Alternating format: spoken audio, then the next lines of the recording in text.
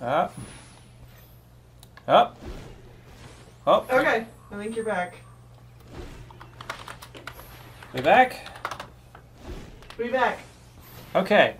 Oh my god. Again, new setup, who dis? Okay, how does audio sound now?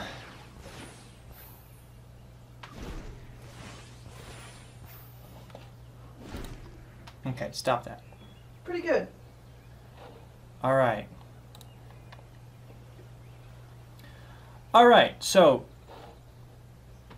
it's giving us an example that we have two white. Are we good? Is the audio good? Is it nearly indistinguishable as a concept? Because that's how it is for me. Yeah, we'll have to see when the narrative person speaks. This ball of light. Anyways, we got these planes. And so we have, each one will produce a single mana. So we got white, white. And we need to cast white, white on the top of this guy to cast it.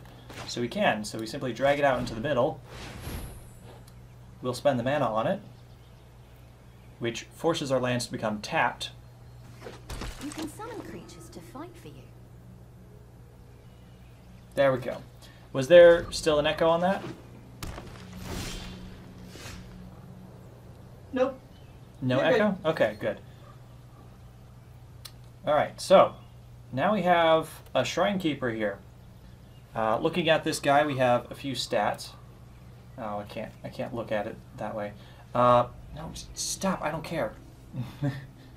Alright, so we have Shrine Keeper, that's the name of the creature. In the top right corner we see the mana cost it costs to summon it. So in this case it takes white, white, which is good because our tutorial deck only has white in it.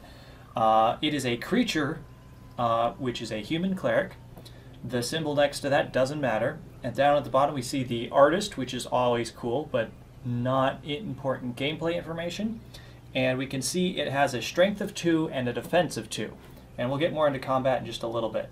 Either way, it wants me to play another land, because you can only play one land per turn. And I can go ahead and play my second Shrine Keeper. Only one of your creatures is ready to attack. Yes. So, summoning sick. Creatures can't attack on the first turn they get summoned. So I'm going to have to wait a turn on this guy. But this one we played last turn, so we can go ahead and attack. So, if I want, I can click on him separately to make him attack. Or I can cancel attacks, and I can just say all attacks down the corner. Either way, when you attack, you just say you're going to attack at an opponent. Yeah, and so power is the amount of damage it's going to do. Toughness is how much damage it takes to get destroyed itself. Boom, I did 2 to that player. And now they are tapped, which means they can't do things like blocking. Either way, passing the turn, it is now the elf's turn. Oh no, they played their own creature. It is a Treetop Warden. It cost 1 and a green, which simply means 1 of anything, so it could be any color, and then a green. Oh yeah, it does say my yeah, it does say Tennille's name down on the bottom. Okay. And this is a creature elf warrior, but it also has 2 power and 2 toughness. Hello, everybody in the chat. Hopefully this is still pretty straightforward. Either way, I have 3 mana, and I have 2... I have this Loxodon Linebreaker, which costs 2 of anything and 1 white, so 3 total. So I can play it. And this is an Elephant Soldier, and he's a 3/2, so he's a little stronger than the others. Keep pressing the attack. Alright, I'm going to say everybody attack. And so they're both going to try to attack the opponent, but the opponent has a creature that they can block with. Your opponent blocked your creature. Oh no! Which means they're going to have a scrap. They're going to have a scrap battle. And as you can see here, this is just kind of like an example of how combat works. So you take your power and subtract it from their toughness, and their power subtracted from your toughness.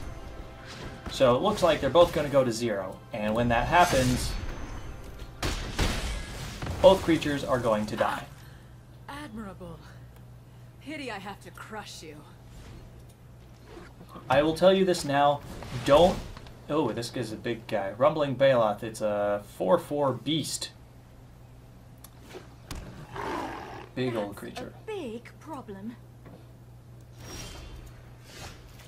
Alright, one thing to keep in mind, don't feel too attached to any single creature in your deck. They are just tools for you to play out there and win the game with. So sometimes you have to do sacrificial plays to get your opponent's creatures out. Destroy your creatures if you attack now.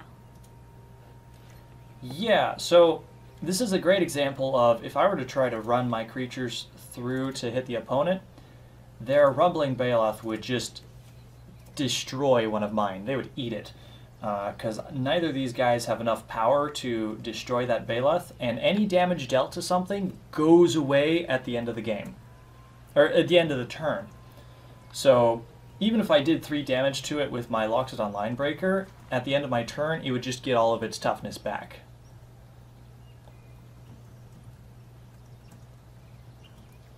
Yeah. Actually, Rumbling Baloth is only a 4/4. There are many other Baloths that have trample, though, Mad Dragon. Either way, so I don't want to attack this turn, so I'm going to say no attacks. You've shown spirit, but I will show you strength. Uh-oh. So, we saw our first example of a different card type.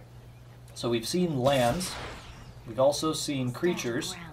One of your creatures can block it. Yeah, I'll block it in a moment, but first I want to talk about sorceries. Sorceries are something that you cast once, do the effect, and then you discard the card immediately. So, sorcery, target creature you control gets +4/+4 until end of turn. So right now it's an 8/8, which would definitely kill us if we let it hit us, because we only have 7 points. So I'm going to go ahead and drag my Shrine Keeper in front of it, and I'm going to block all of that damage. My Shrine Keeper dies, but it stops them from doing any damage to me at all. Hello everyone in the chat. How are you doing today? While it's still recovering. Alright, so that thing is tapped, which means I can actually get through. Oh. Hold on. Okay. Just doing some extra stuff off screen. Alright, so my Loxodon Linebreaker can get through, but it's telling us that we have our own sorcery. For 2 mana, we can destroy target tapped creature, and because they attacked with their Rumbling Baloth, it is now considered tapped, and that's what this turn symbol means. So I'm going to take vengeance upon this Rumbling Baloth and blow it up. You're not making this easy. No, I'm not. And now, seeing as they have nothing in the way, I'm going to go ahead and attack with my Loxodon Linebreaker.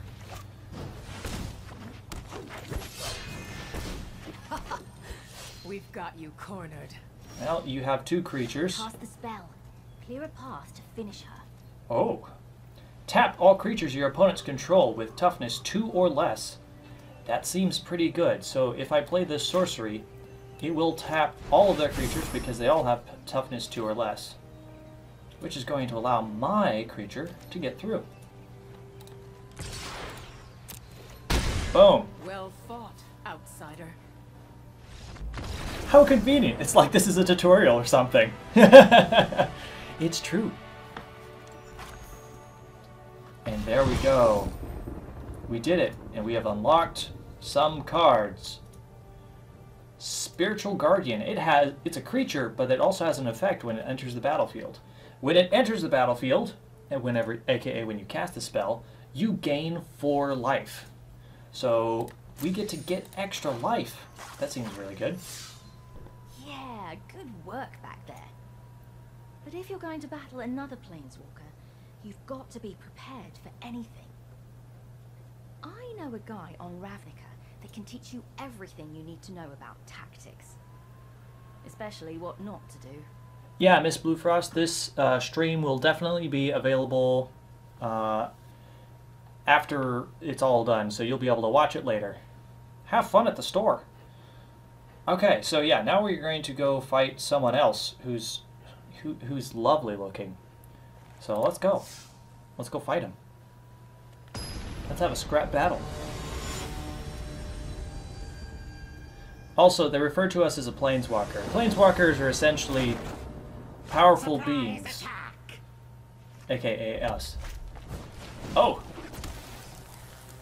So, they played a 1/1 for 1, Goblin Berserker, and it has haste, which means it can attack on the first turn it is played. Don't worry, these things are basically harmless. What are you talking about? It took out 1 of my 20 health points. I definitely need to take that thing out. 1/1 for 1. So yeah, looks like we're fighting a bunch of goblins this time around.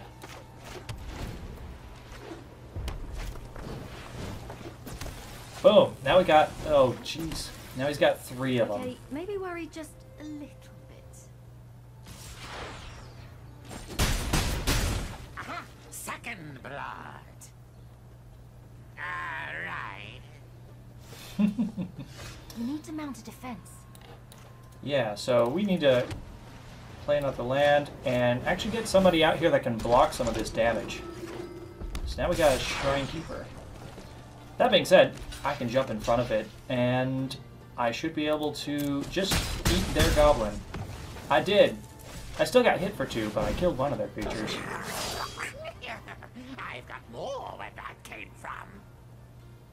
Ugh, and now he has a 3/3 for 3. How long will I be streaming? Not sure. So let's go ahead and play that out. I'm going to play this Shrine Keeper. Also, I gotta ask, is the game kind of jittery for other people watching, or is it just on my end?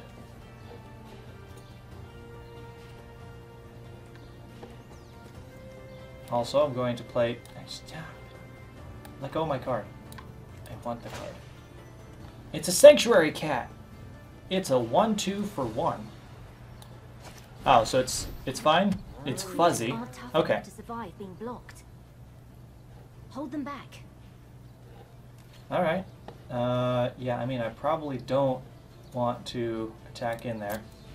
So I'm going to hold off this turn. Everybody but me, charge!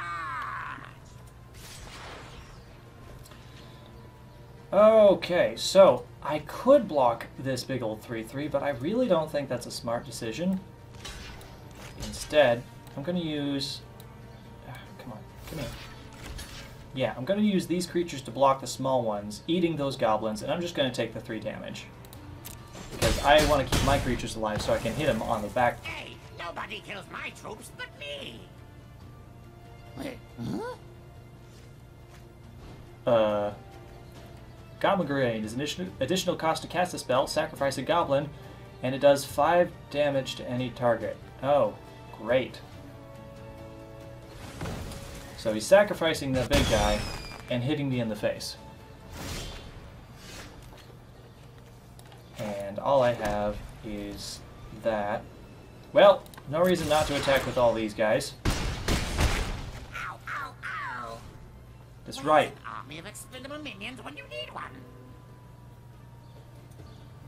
Oh, here it is. Goblin Gang Leader, when it enters the battlefield, create 2 1/1 red goblin creature tokens. So now we got 4 guys to deal with.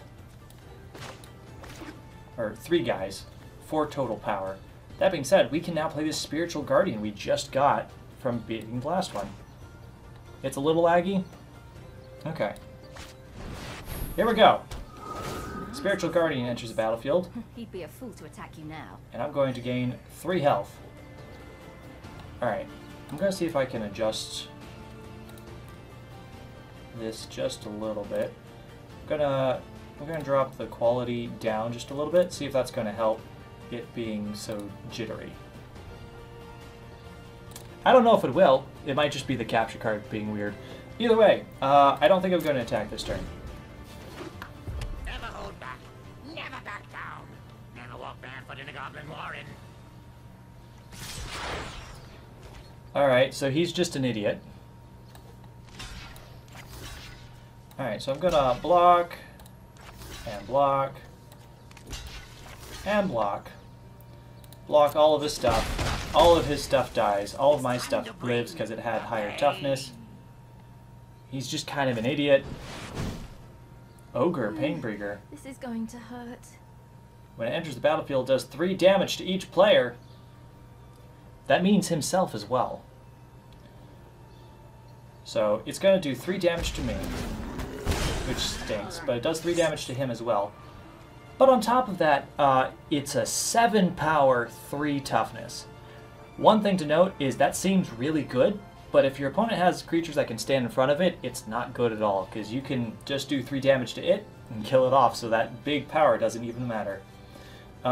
Spiritual Guardian. I can play another Spiritual Guardian, gaining life back. Hello everybody that is watching the stream. Okay, so, you know, I think I can win right here. Because he can only block one of my creatures, so he'll probably block the largest thing, which is 3 power. But I still have 1, 2, 3, 4, 5 damage going through, which means I should kill him. So I'm going to attack with everybody. Oh, he even blocked wrong, so he's taking extra damage. Goodbye, Mr. Goblin. It's the pokey bits that hurt the most. And then he explodes. Because that's how you win in this game. Yes, I am playing on Tennille's account just so that we can go over the tutorial. And then after that, I will switch over to my own account where I've been playing for many hours. Because Tennille hasn't really played this before. Alright, we got a new card type here, something called an enchantment aura, which means enchantments are a kind of permanent that stays on the battlefield, similar to a creature, but they are slightly different. An aura means you attach it to a creature, making it better in some way. So let's see, enchantment aura, you enchant the creature, and the creature gets +2/+2. And unlike a sorcery that is only for 1 turn, this lasts forever, or as long as the enchantment is still on the creature. We also have Angelic Reward, which for 5 mana gives the creature +3/+3 and flying. And flying is really good, and I'll explain what flying does once we get to You're a it. quick learner. So let's try a more challenging lesson. Follow me to Ixalan. There's a mystic there who spent his life studying the nuances of combat. Anyone that's interested in the lore of Magic the Gathering, because there's a lot, the basic concept is the player is a planeswalker which can travel between entirely different universes known as planes with completely different people, cultures, conflicts, stuff like that, and you just run around and you pit people against each other for fun, I guess. I mean, there's an actual story about actual planeswalkers fighting evil planeswalkers, and you know, it's all good. But either way, we're still learning tutorials. So, Ixalan is another one of these planes, and it's, I think it's set in like an Aztecian-styled universe. He might look like any other merfolk, but his knowledge is boundless. Stay patient and keep an open mind. If it is wisdom you seek, I will teach you.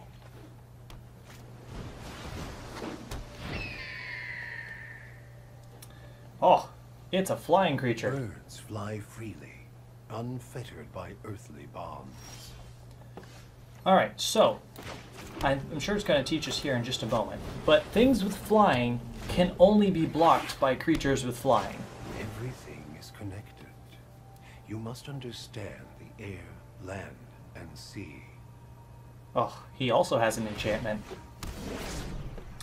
And so this thing is now permanently a 2/2 That creature. bird can fly over any blockers on the ground.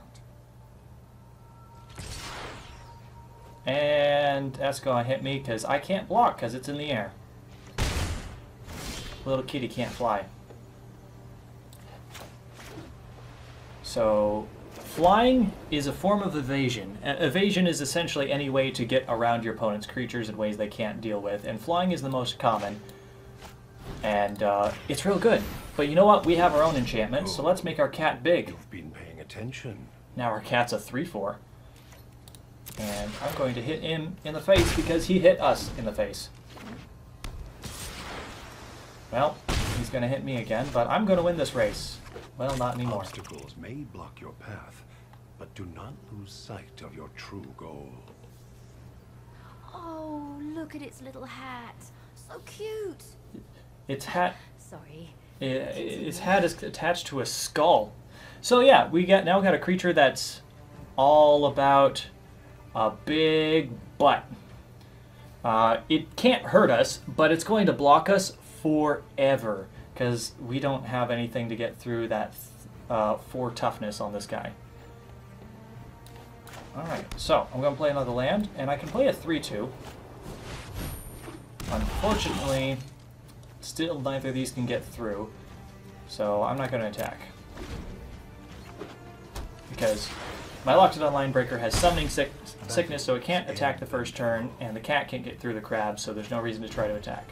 Oh no! This is dealing with my creature. Water Knot enchants a creature. When it enters the battlefield, you tap Enchanted Creature. Enchanted Creature doesn't untap during its controller's untap step. Pretty much, it's going to lock one of my creatures down forever. And that creature is essentially dead to me now. Technically, there are ways in this game to get rid of enchantments and stuff like that, but I doubt they have any in this tutorial. So this thing is essentially dead to us now, and we can't get through. I'm going to play that. So yeah, enchantments mean you can enchant... When it says enchant creature, it doesn't mean your own creature necessarily. It just means any creature. So that's something very important to keep in mind.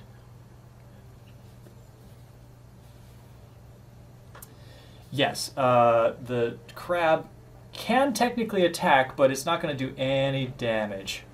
Silly thing.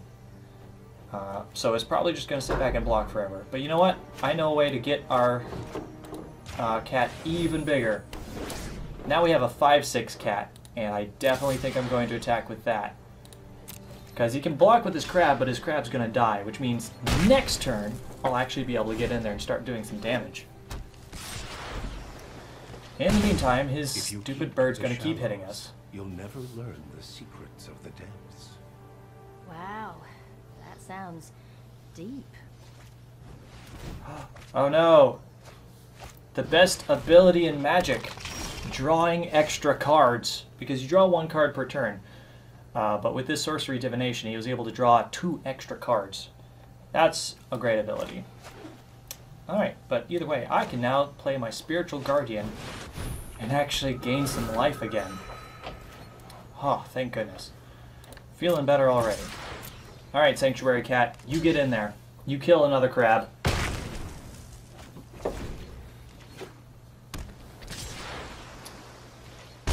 What you got for me? Oh, no. If you make big waves, do not blame the ocean when you get carried away. He played yet another thing that is even bigger than our cat. His lessons are just so majestic. And wouldn't you know it, we get that other enchantment. So, this is going to give one of our creatures +3/+3 and flying. So, I'm going to let you know right now, if you actually play real Magic the Gathering against real people, never ever do this. But I'm going to also put this on my cat. The reason you don't want to put all of this stuff on one creature means it's easier for your opponent to get rid of just one creature as compared to if you'd enchanted all your creatures with various pumps. It diversifies the threats and makes it more difficult for your opponent to deal with it. If you put it all on one creature, it's easier to just focus on one creature and take out that one creature. But either way, they're teaching us how to do this. So now we have an 8/9 kitty. So, 8/9 kitty. Hit him in the air. Make him die.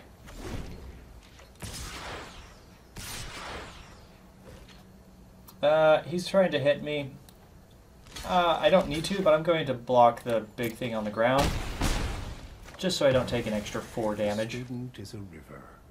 The teacher is an ocean. The master is also an ocean. Wait, what? That last one sounds a bit fishy.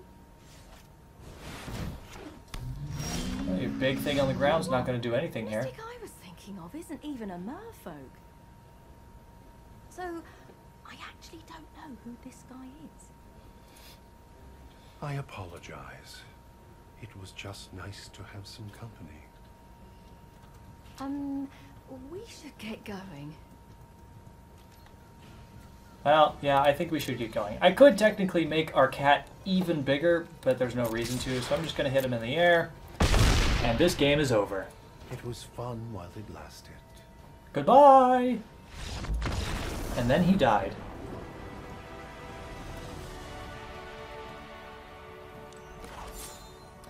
The tutorial for this game tries to be funny, and I appreciate it. Alright, now we got something called instants. These are the exact same as sorceries, except better in every single way. Sorceries you can only play on your turn during your first main phase or second main phase, aka when you're not attacking. Instants, you can play whenever. You can play them while you're in the middle of combat. You can play them on your opponent's turns. Instants are so good and are the way to go at all times, if you can choose to play an instant over a sorcery. That being said, sorceries generally have more powerful effects, but they're locked into the fact that you can only play them at certain times. Tactical advantage. For 1 mana, we can give target blocking or blocked creature you control +2/+2 until end of turn. So that's something you can't do unless you're in combat, because that's the only time a creature can be considered blocked or blocking. Like if it's an attacking creature, there's a blocking creature as well. Confront the Assault. For 5 mana, you can cast a spell only if a creature is attacking you. Alright. And you create 3 1/1 white spirit creature tokens with flying. So we get 3 free creatures, well, for 5 mana, if the opponent attacks us. That seems pretty good. Okay, you're almost ready to take on anyone, including whoever roughed you up in the first place. How often do I use main phase 2 as compared to Let's 1? head to Tusk All the time. to learn the art of surprise. Almost exclusively phase 2. Because, I mean, it's the safe way to play. Either way, time for us to go play against another color. Because I don't know if you've noticed, but we've been slowly going through all the different colors. We started off with a green, and then we played red, and then blue. Now we're facing black. And be ready for anything. And these tutorials don't necessarily show a good Oh, what pretty little thing. it doesn't show a good example of it, but opponents, or like each of the colors has different things that they're better on. Alright, planes, let's go. Kitty, let's go. Go on, attack me. Oh, she wants us to attack her.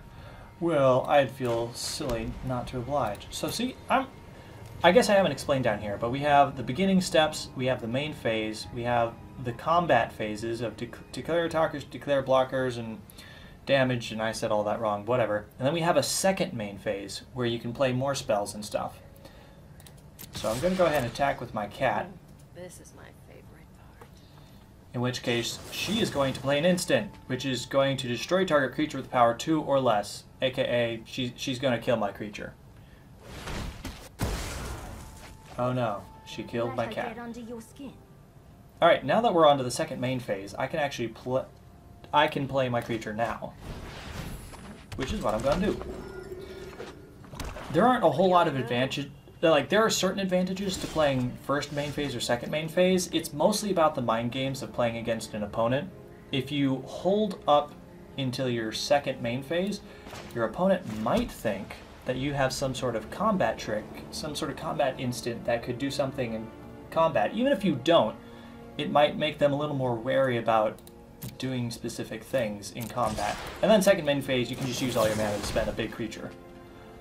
Nimble Pilferer, human rogue creature with 2/1, and it has flash. A creature with flash can be played at any time, just like an instant spell.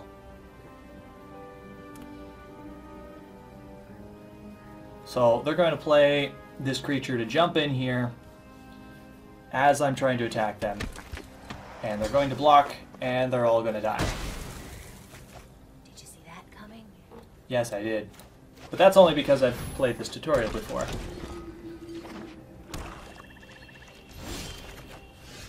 Oh my goodness, she's not playing anything on her turn. What could she possibly be doing? I'm going to play this Knight's Pledge on my Shrine Keeper. I'm going to make it a big boy.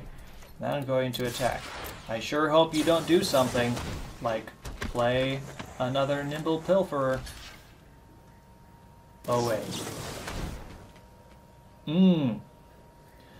So this is an important aspect of... Aw, we don't even get a hit in. Yeah. Because she blocked us, and then before we did damage to each other, she sacrificed the creature to draw 2 extra cards. I don't care what you're doing. We'll deal with that in a bit. Ow! Okay, you're doing things. We'll explain that in a moment. They blocked our creature, and so our creature's considered blocked, even if that creature that was blocking it dies, we don't get to do any damage to her. So she sacrificed that creature to draw 2 cards.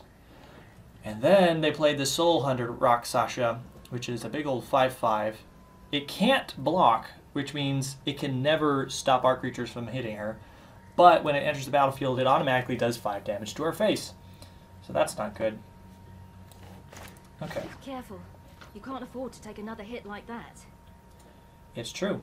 But hey, good thing we have our new instant that will make it so target blocking or blocked creature I control gets +2/+2 until end of turn. +2/+2 to our our 4/4 will make it a 6/6, which will be big enough to stop their Rakshasa in its tracks. So they attack, and then we block. We have to say we're blocking, Cast it now. and then we can cast this, choosing our creature to make it bigger. Ah, magic is so much fun. Boom! There we go. We made it through. Now, I guess I might as well attack. Oh no, it's another Nimble Pilferer! And another Nimble Pilferer. You've fallen right into my trap. Get ready. So, important thing to note about blockers. When you attack, you don't get to choose how many creatures block it, but the person that's blocking, you can block one creature with as many creatures as you have. So they're going to stack up their damage, so they would be doing a total of 4 damage to my Shrine Keeper, which would kill it. Or I can play this tactical advantage again, and make it so that it's a 6/6, killing both of their creatures, stopping them from actually hurting me. Or killing our creature in response. Haha! I've got nothing, really. I'm at your mercy. Why don't I believe you? Alright, well, let's try to hit her in the face. Wow, it worked. Looks like you've let your guard down.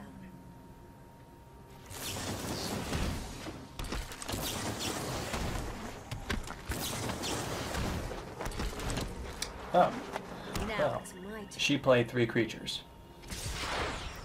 Oh no! Whatever shall we do? If only we had this other thing that can only work if an opponent attacks us, and it creates 3 1/1 creatures with flying, which are perfect to sit here and block and block. Actually, nope. I'm only going to block 1. I'm going to take 4 damage, going to 1. But on our next turn, we should have enough damage to kill them outright. 1 is not 0. It is perfectly okay to go to 1 health as long as you win. And technically we could make one of our creatures really big, but it doesn't even matter. Yes, I know I can enchant my creature beforehand to do more damage, but I don't care. Ugh! Fine, we'll cast this silly spell. I'm gonna make this spirit have double flying. Double flying doesn't do anything. It just... It's a flying creature again, I guess. I'll be in touch. Bye! We win again.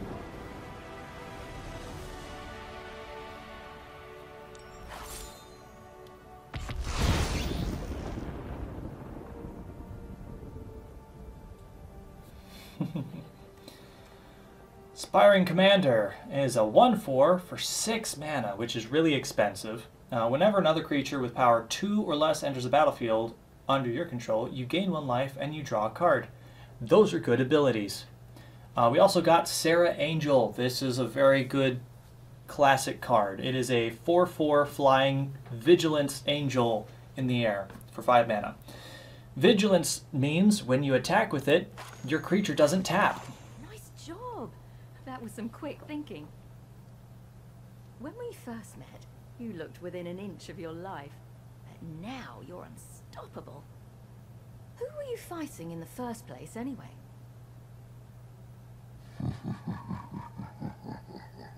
It's a dragon. Nicol Bolas. Named After Nicobolus. I annihilated you, I really didn't expect to see you again.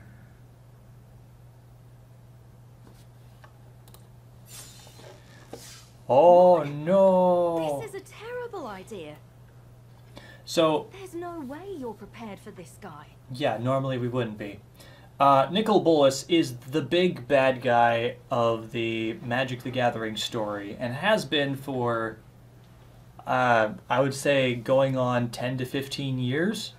I mean, he's not the bad guy in every single new set that they release, but he's just an ongoing villain that just kind of sits in the background for a long time.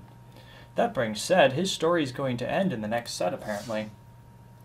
Does this mean he dies or he wins? Who knows? But he's the big bad, and I guess we're facing down against them. Us, mysterious person to Neil Flowers. I'll make a deal with you, Planeswalker. Defeat me, and I'll let you go. Lose, and you will serve me for eternity. I don't know if I like Fight this. as if your life depended on it. Because it does. One important thing to note. This guy, Nicobolus, is also a Planeswalker. Planeswalkers aren't just humans. Any intelligent creature can be a Planeswalker.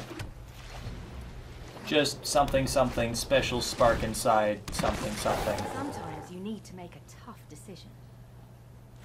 Uh-oh. When it enters the battlefield, I have to discard a card.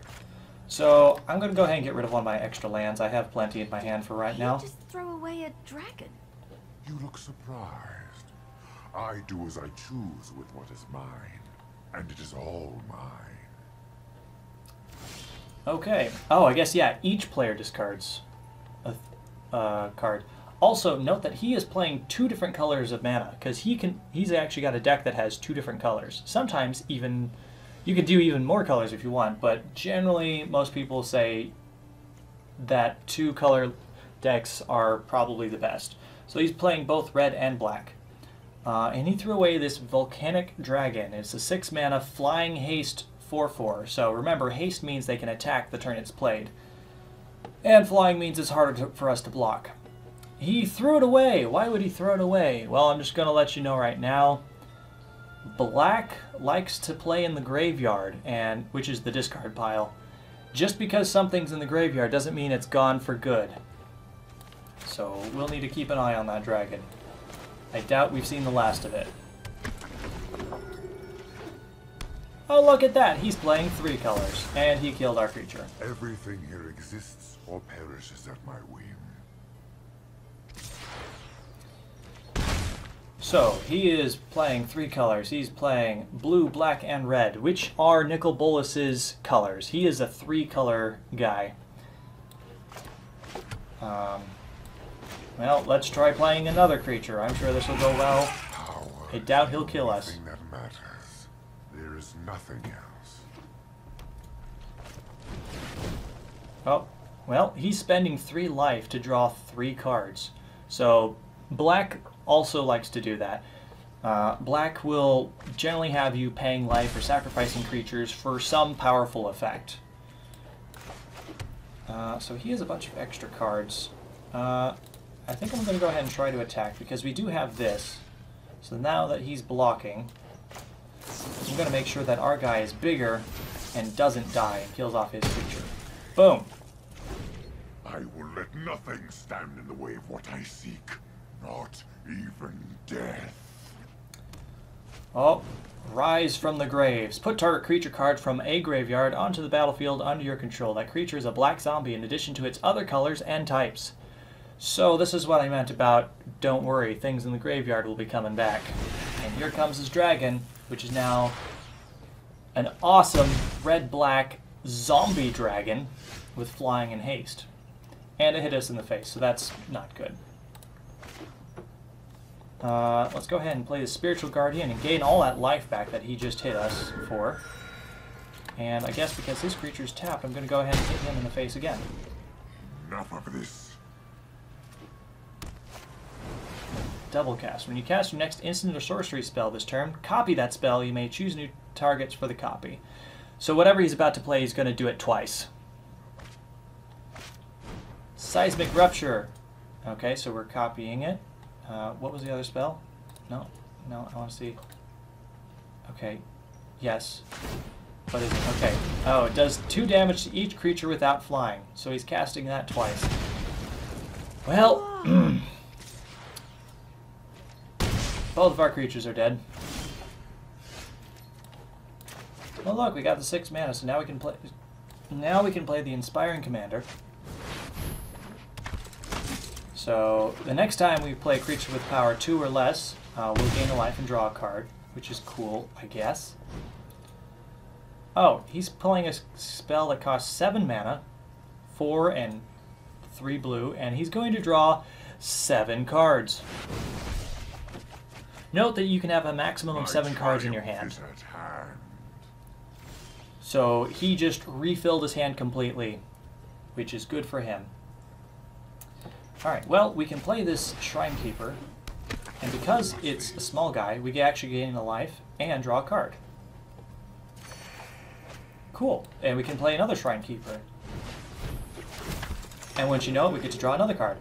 And once you know it, we can destroy target tapped creature. Well, he's got a tapped creature. Maybe we should kill it off. Get out of here. No matter. Soon there will be nothing left of you either. Yeah, especially if you can bring that back again. But either way, I'll hit you for 1. Haha, take that. We're winning.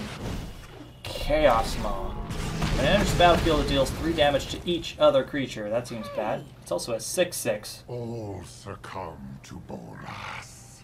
Also, I don't know who they got to voice act Bolas in this game, but I love it. It's good stuff. Oh, we can make dudes to block if we need. We can't really attack right now, so... So you can prepare for his attack. Well, yeah, I was planning on it. So we're going to have to just say no attacks for now and wait for him to try to attack us. Ugh. Well, now he's just playing a normal Volcanic Dragon. Alright, let's confront the assault. What? So we're going to play 3 spirits. And guess what? They're small guys, so we're going to draw 3 cards and gain 3 life. I've underestimated you. Alright.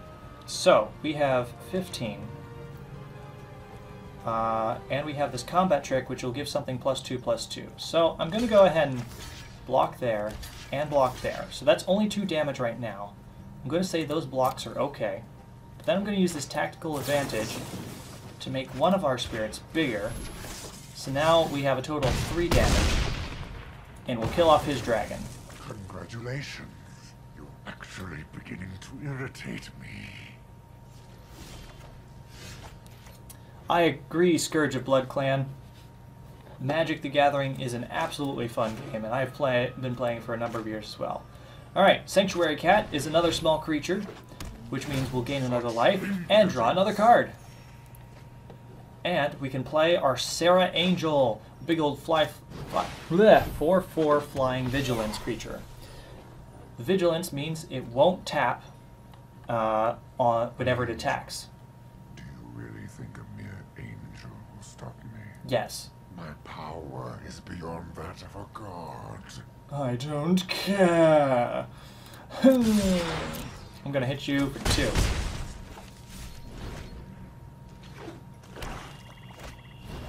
Oh no, he killed my draw engine. And he played a crab and a demon.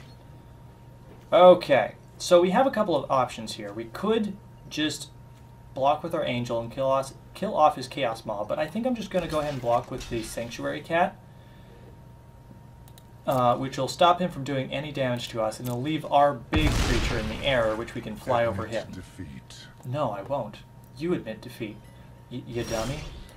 Babaka. You've come this far, don't give up now. Ooh, angelic reward. This is going to give something +3/+3 and flying. So, what I think I'm going to do is I'm going to go ahead and make our Sarah Angel even bigger. So now it's a 7/7 Angel. Yeah, let's go ahead and... We're going to attack with both. Take him down to 3. And our Angel does not tap, so we can block with it now. Let's finish it. Alright, so we need to not die. So I'm going to go ahead and block his Chaos Maw. Yes, block. And I don't need to use the tactical advantage because our creature's already big enough to stop his. And, This is it. yeah, this should be it. Just in case, I'm going to go ahead and play this creature. Gain us some extra health again. And we'll hit him in the face. Ah, I'm impressed. We did it! We killed Nicol Bolas. No, we didn't. But we certainly defeated him in 1-on-1 combat. Woohoo! That dragon better think twice before he tries messing with you again. Huzzah! We also opened up this treasure chest, and we get our first actual decks that you get to use. We got a white deck, a blue deck, a black deck, a red deck, and a green deck. And it gives us a brief context of how to play each of them. So let's read these off. As a white mage, you command disciplined armies, enforce order to overwhelm your enemies. That doesn't actually tell us how this plays. As a blue mage, you control the battlefield through illusion. Always think 3 steps ahead of your foe. Graveyard Bash. As a black mage, every advancement comes at a cost. Sacrifice whatever is necessary to control the forces of death and darkness. Dragon's Fire. As a red mage, you revel in the chaos of battle. Fire is your weapon and your inspiration. And green, Forest Might. As a green mage, the natural world is at your command. The power of life itself fuels your magic. Alright, so, brief rundown of how each of these decks, or each of these colors play, because each color likes to play in different ways, and that doesn't mean that these are the only ways they play, it's just very common how they play. So, white usually plays a lot of small creatures. It likes to play enchantments that will deal with your opponent's creatures, and they love gaining life.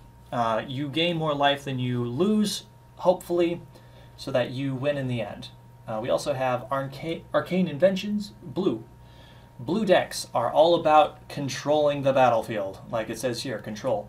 So this means you're going to play flying creatures. You're going to play creatures with the big butts that the opponent can't get through.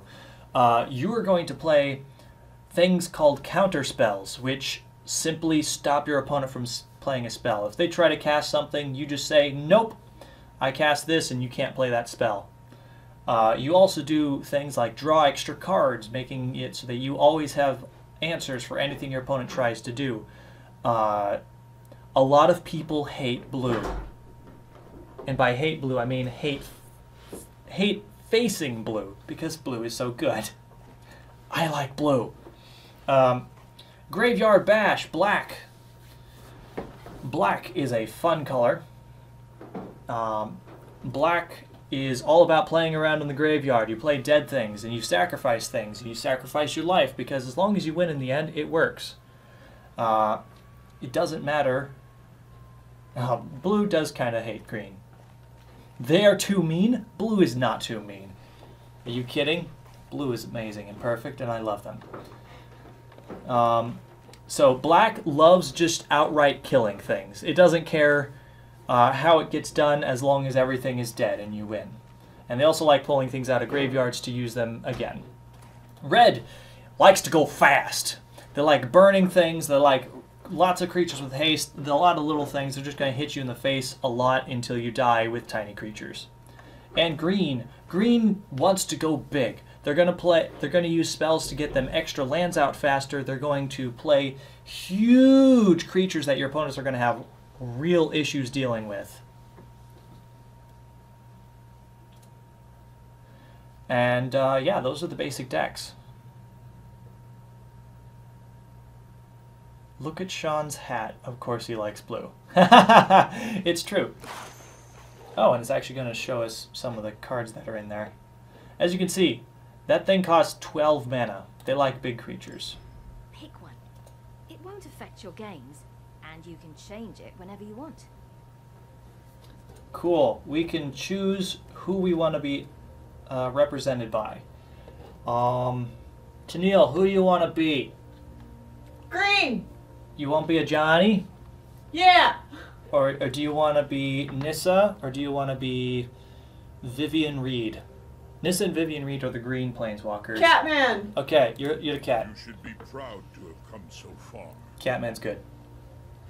Alright, so these are actual planeswalkers from the game, and they are just what you'll be represented by in this game. Who needs skills when you have thick green boys? Alright. Whoa. You got a quest. If you complete it, you'll get a reward. Okay, so... No. I don't think we're actually going to go forward from here. But this is like the main UI, sort of the game. From here, you do quests. Play a game to complete the quest and get these coins. Coins are your in-game currency because this is a pay-to-win type of dealio. If we come over to the store, you can buy gems, which are bought, or you can only get by buying things pretty much. But you can also use coins to buy things. And you can buy packs of magic cards. Any of the recent sets, which there are 6, this is the newest one. So for 1,000 coins, you can buy a single pack. Or for 600 gems, which, how much is 600 gems? 600 gems is like about $4. Allows you to buy 1 pack as well. So if you wanted, you could spend a lot of money on this game. Or you could not. I honestly don't spend any money on this game, and I've gotten a lot of stuff. Ready? Either way, no, I'm not ready. Either way, I think I'm going to go ahead and hide the screen because I'm going to log off with Neil and log back in with myself. Because I think that's enough of the tutorial. And time for us to just jump into some matches. I think I might play with some of our patrons in the Discord server. So if you're a patron and you have this game, which, by the way, this game is available on PC, unfortunately not Mac, and it's free. It's completely free, like I was saying. As long as you just play a bit of it every day, you can generally rack up enough coins from doing the daily quests to buy more cards to eventually just build up everything you want.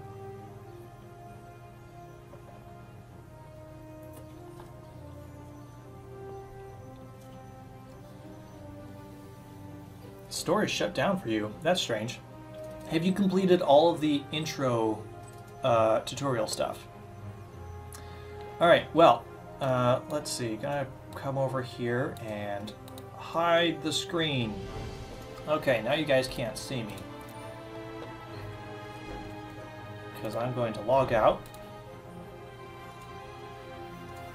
I'm going to keep the audio on, though, so you guys can still hear me.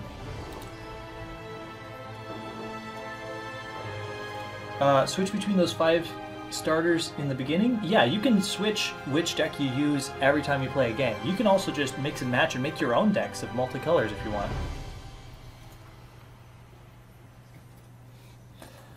Okay, I need to log in.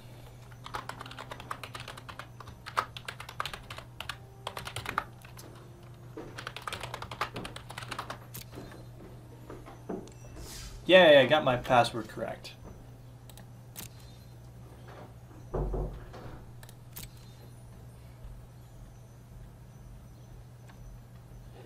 It's very strange that it can't connect to the store. I mean, this is a game that is constantly being updated, so there might be just some bugs in it. I'm not sure. Okay, take that away. Hey look, we're back. This is my screen. And you start with 5 decks. I've kind of made a lot more. I mean, that being said, you are given you're given 10 decks that are each 2 colors, and then I've gone through and made some of my own. Goblins? Maybe goblins. Okay, well, either way, I believe that some of the patrons would like to play with me. Yeah, and that's just showing that I've played for a long time. Where am I?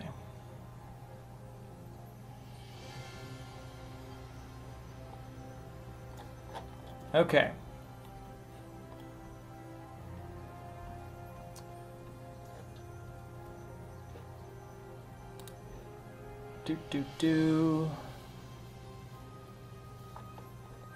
Alright, anyone... Someone beat Shawn? Someone wants to beat me? Okay. Yes, the stream will be uploaded later.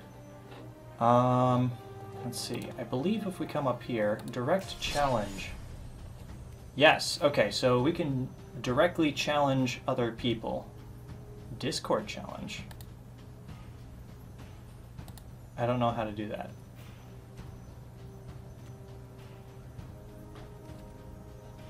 Okay. Everyone can see my name there. Shawn Flowers 28496. So,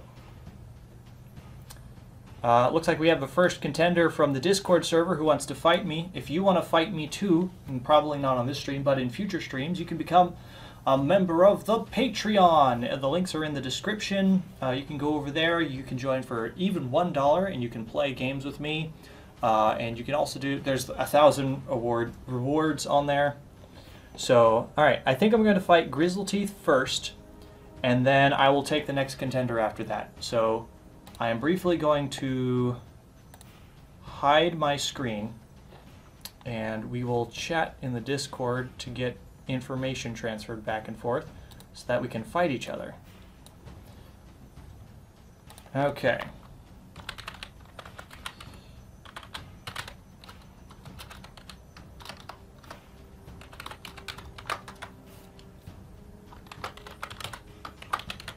So I believe as long as we both give each other our code, we can fight each other. Alright, so I now have their code, so I'm going to copy it.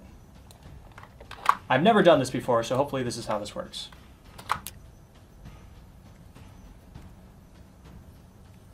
And then I'm going to select a deck, but I'm not going to let them know what deck I'm using. Alright. It's working! Okay, I'm going to flip this back. Alright.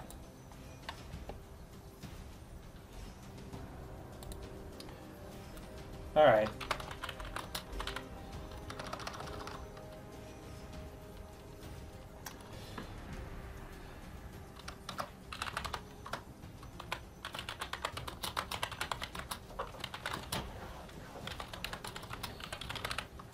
Alright, we're figuring it out. We are figuring it out. Oh, there we go. There we go. Also, if you don't select what your avatar looks like, you just kind of randomly do other people. Unfortunately, there are no 2-on-2s in this mode. It is 1-on-1. Alright, Grizzleteeth, I would appreciate it if you did not watch the stream for a bit.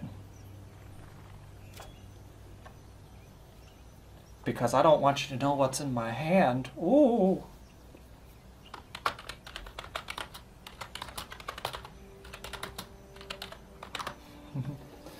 Alright, either way, time for us to choose our deck. I'm going to let you guys know I'm playing a 5-colored Gates deck. It's really stupid. I love it. It's a lot of fun. And I love this hand, so we're going to keep it. I'm going to try to explain what's happening as we go. I have a bunch of Gates, which are 2-color lands that enter the battlefield tapped, but then they tap for one of 2 different colors. And I'm doing this because I have cards that love gates, like this Gatebreaker Ram. It gets +1/+1 for every gate I control, And if I control 2 or more gates, it has Vigilance and Trample. So it's just going to constantly get bigger and bigger. Because I'm a monster, I'm playing all 5 colors. Also, I'm going to say, hello!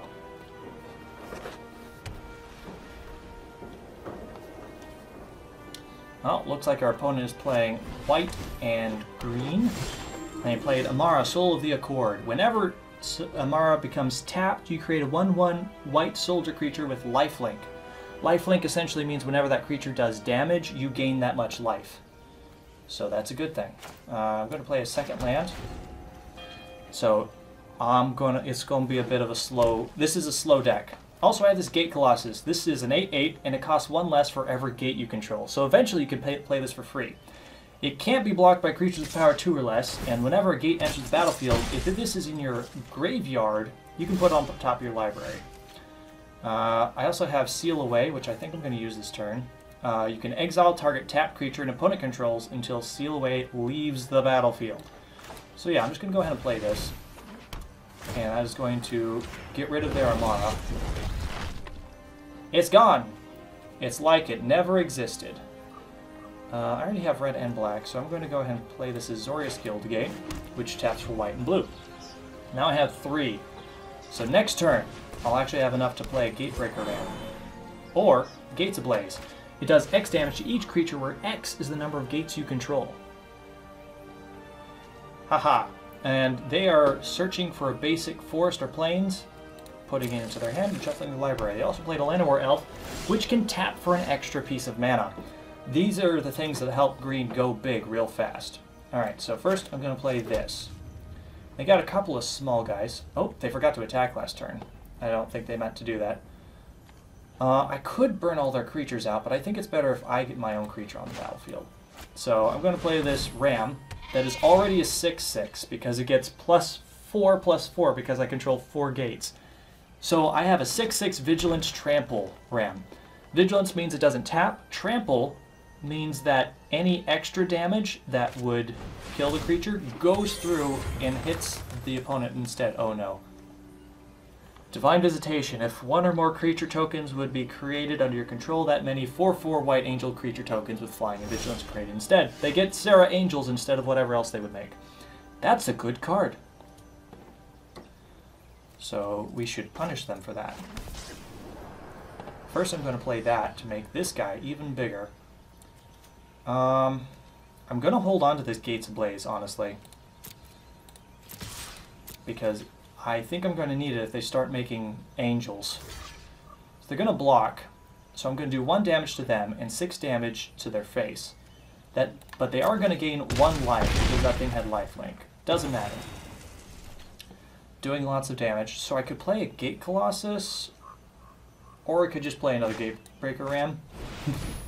I think that's the correct choice. So now I have 2 7/7s with Vigilance and Trample. When it and at least 2 other creatures attack, create a 1/1 white soldier creature token with lifelink. Alright. Path of Discovery. When a creature enters the battlefield under your control, it explores. Explore. Reveal the top card of your library. Put that card into your hand if it's a land. Otherwise, put a +1/+1 counter on this creature. Then put that card back or put it into your graveyard. If this is getting overwhelming, I'm sorry, but that's just kind of how it goes once you jump into the vast world of Magic. Pretty much read the cards, see how things are going, and figure it out from there. I probably shouldn't have started with such a goofy deck, but I can't help it, yo. Okay, I also have this Hydroid Krasis, which is going to allow me to... It has an X in its cost, so I can pay however much I want and just make it bigger and bigger as I go, because it enters the battlefield with X +1/+1 counters on it, and I also gain half of X and draw half of X cards. So I'm going to gain some life and draw some cards and get a big thing that has flying and trample. It's actually one of the best cards in Standard right now, apparently. But either way, I think I'm going to start by attacking with both of my Rams, because it's going to do a lot of damage. If they don't block any of it, they should take 14 damage to the face, which would bring them to 1.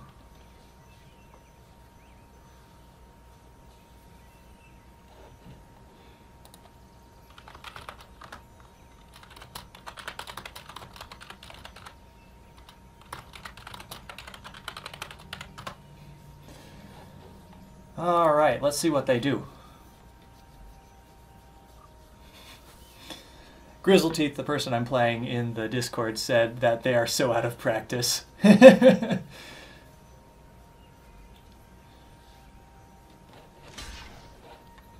Alright, so they're going to be blocking one of it. So I'm going to kill that creature. Going to get through. They are down to 2 health. I think now is time to go ahead and play this Gate Colossus. So now I have an extra 8/8 that can't be blocked by their small creatures. And I think that's it for this turn, so I'm going to pass it back to them.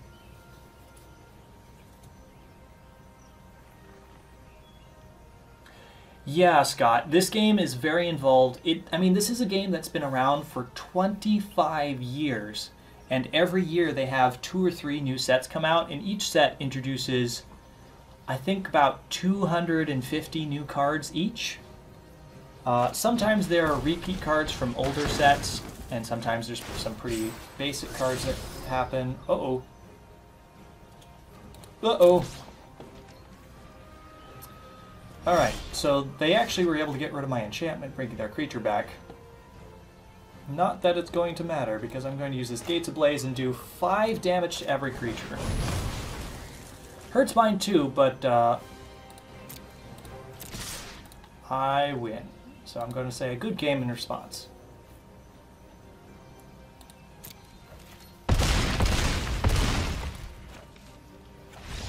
Okay, I just did 22 damage to them. That was pretty powerful. Okay.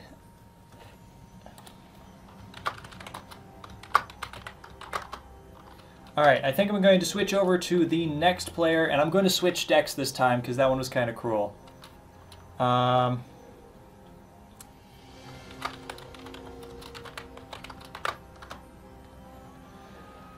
so I'm going to hide this again. Alright. Do.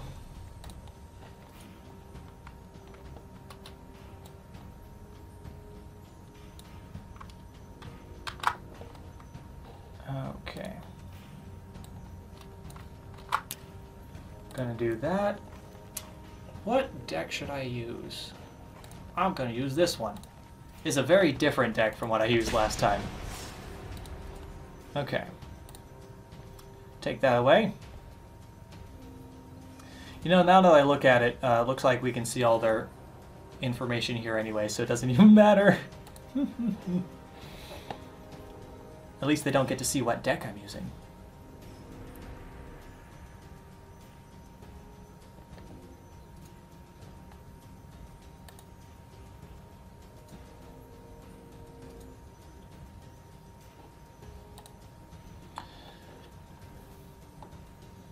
Okay, just waiting for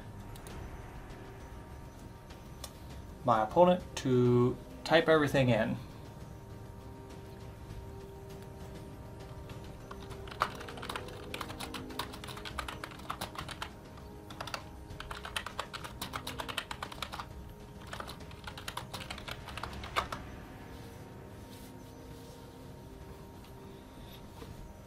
Oh, here we go.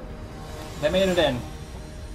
Oh, I'm now this fiery boy, which is actually pretty fitting.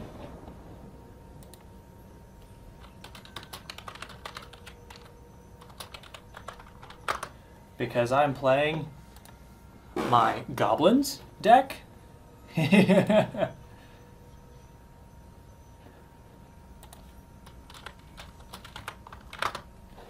All right. Alright, time for me to use this red deck. This is all about burning out my opponents. I don't like this hand at all. So I'm actually mulliganing, which means I only draw 6 cards. But I like this. Oh, this is still bad. I only have 2 lands. I have a 1/1, but I have 2 3-drops and a 4-drop. This is probably bad, but I'm going to try keeping this. Ooh, lightning strike on top. No, I need a land. So this allows me to look, this is called scrying. If you mulligan down to less cards, you can get rid of you get to look at the top card of your library and either put it on the top or the bottom. So I'm going to put it on the bottom because I need more lands. Either way, mountain. I'm going to play this Fanatical Firebrand. It's a goblin pirate it's a 1/1 with haste. And at some point I could sacrifice it to do 1 damage to any target creature or player. But I'm just going to go ahead and attack with it. Boom. The Goblins deck is a lot of fun. Oh, looks like we're fighting another green deck. Hey, we got another land. Fantastic. Alright, so I could try to get through, but they might just block it. I'm more concerned about the fact that this would get them an extra mana, and I don't want them to have that. So I'm actually just going to go ahead and sacrifice my creature to blow up their creature. I choose when your creature dies.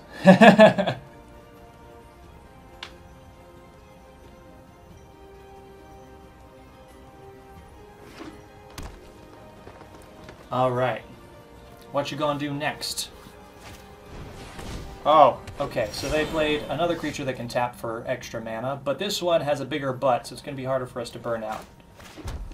Alright, so I'm going to play this Goblin War Chief. Goblin spells I control cost 1 colorless less to cast, and my goblins have haste. Unfortunately, this can't get through their creatures, so there's no reason to attack right now. So as you can see, my mana costs have been dropped down at the bottom here. Ugh. No! Stop it! Stop playing more creatures. Alright, I have 3 mana available. Oh, if I play this, now everything is discounted by 2, allowing me to actually play this Gutter Snipe for 1 mana. And whenever I cast an instant or sorcery, Gutter Snipe deals 1 damage to each opponent. Plus, all of my creatures have haste because they're all goblins, so I'm going to go ahead and attack with all these. He's probably going to block 1 or 2, but some others should get through, and I should be able to kill off some of the stuff.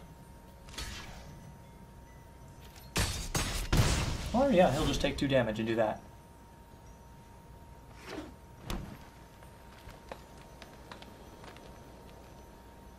Alright. Vigilant Baloth. It's a 5/5 with Vigilance. So there, he was able to tap his creature to give him an extra land, even though he didn't have one at the time. Okay, so time for us to get real gross here. So I could play Siege Gang Commander. When it enters the battlefield, you get 3 extra goblins, which is good.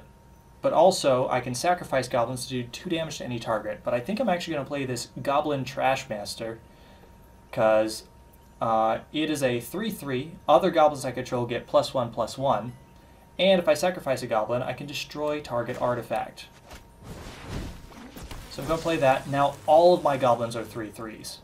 And I can still play this Shock. Actually, I'm going to hold on to this Shock, because I bet I'm going to attack with everything, except not my Trashmaster. That one's good. I want to keep that one alive. I'm going to attack with everything else. Presumably, my opponent is going to eat one of my creatures with his 5/5 Baloth, but then I can do 2 extra damage to it, killing it before that happens. Oh! He didn't do it. Oh. He's just going to take it to the face. Okay. Alright. Well, I guess that's one way to do it.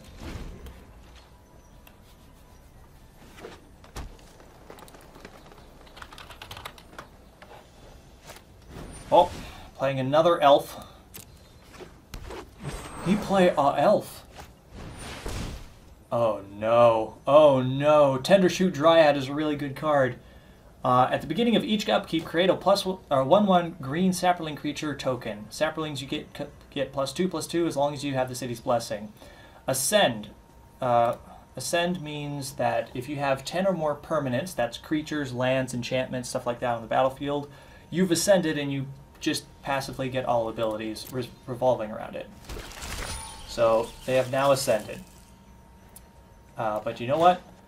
I can just kill that right away because it only has 2 power.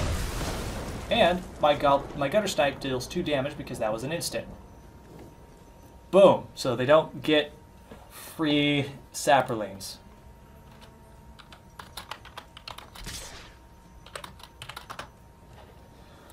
Alright, now they're going to try to attack me with their 5/5 Baloth. I don't think I'm going to try to block it. That seems like a bad thing. Ooh! Yes! This is exactly what I need. Volley Veteran. When Volley Veteran enters the battlefield, it deals damage to target creature an opponent controls equal to the number of goblins I control. How better to deal with a 5/5 than do 5 damage to it? With my Volley Veteran. Boom! And now, I think I'm going to hit them in the face with all of my goblins.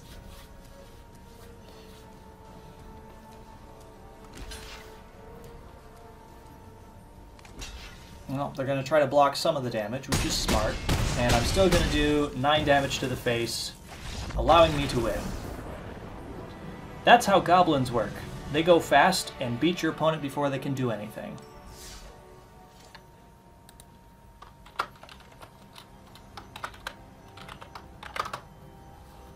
Woohoo! Okay, let's see if anybody else wants to play.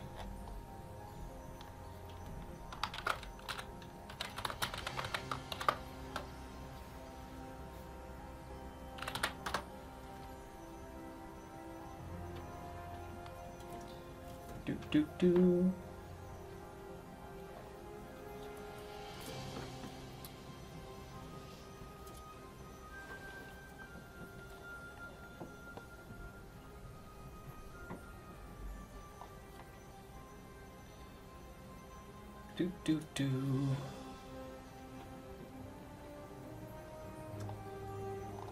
All right. Okay, so it sounds like I have other patrons that are now interested in playing the game, but they haven't started yet, so they have to download the game, which is perfectly fine. I definitely think this is something I want to play pretty often. I guess I should talk about the fact that we're streaming on Wednesday right now. Wednesdays, I'm planning on playing various things. It's not going to be like I'm going to sit down and play a game all the way through a game in one sitting, or a couple of sittings like I did with Dishonored. Instead, I'm planning on just doing like one-off games. I mean, that being said, I'll probably play more Magic next week as well, just because I've tantalized people, but this is more open to just changing out. Maybe one day we'll just play a bunch of, I don't know, like Splatoon with random people, or maybe we'll play some Smash Brothers online and I'll get my butt handed to me. Or maybe like Mario Kart, or heck, maybe some other random stuff.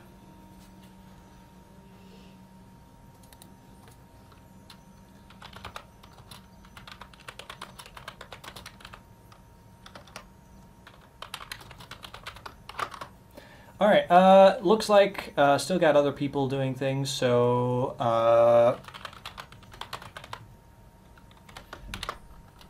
let's see if anybody wants to do a rematch. What mode are we playing? We are playing Direct Challenge. Once you get into the game, you can go up to the Direct Challenge, choosing whatever deck you want and going with it.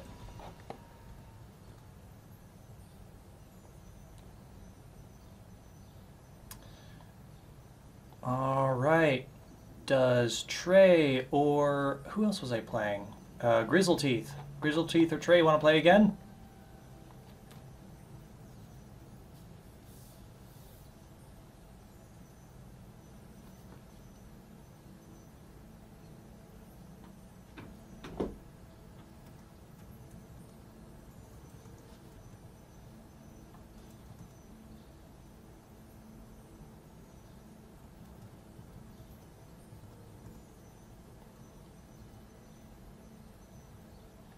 All right. Yeah, Trey or Mocha Trey, if you want to play,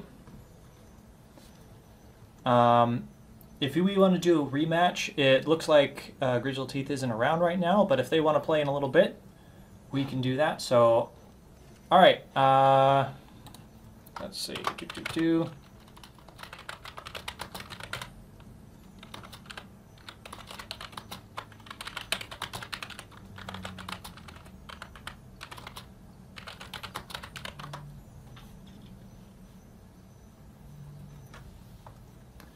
Okay, I will use a different deck this time. I'm going to do something very different. I haven't edited this deck in a while. Let's go with it.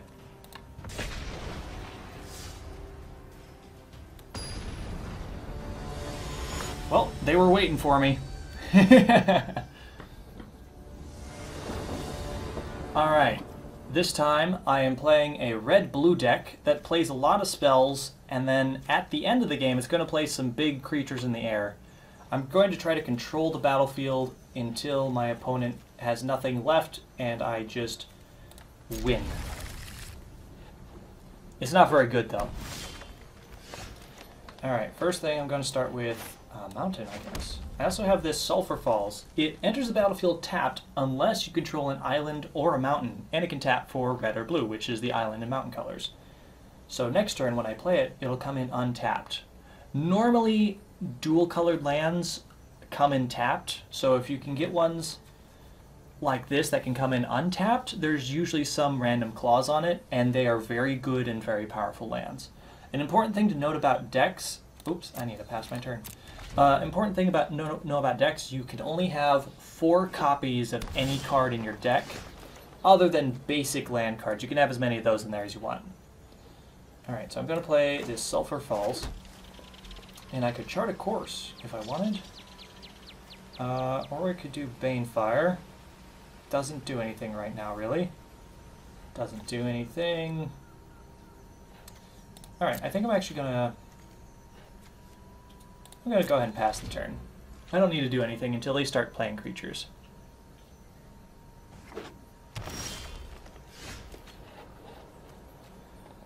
Alright. Oh, look. I got myself an Is It Guildgate? Oh, as you can see here, I'll need to discard down to 7 cards at the end of your turn. This is just explaining that you can only have 7 cards in your hand at any time. So I'm going to go ahead and play that. I know it comes in tapped, but it's okay. Oh, here's... a counter spell. Counter target spell. Ionize deals 2 damage to that spell's controller. So, if they try to play something I don't want them to play, if I can cast that, I can just stop them from doing it. Oh dear, I don't want that to live. Goreclaw is a 4/3 legendary creature. You can only have 1 of each legendary creature out at a time, so they can't play a second Goreclaw until this one dies. Creature spells with power 4 or greater cost 2 less to cast. Whenever Goreclaw attacks, each creature you control with power 4 or greater gets +1/+1 and trample till end of turn. This is a good card. And I am very sad to see that it exists. Okay. Well, let's play a land. Oh, no. Oh, actually, Banefire. I'm going to say pay 3, because I have enough mana to deal 3 damage to this and kill him. Boom. Take that.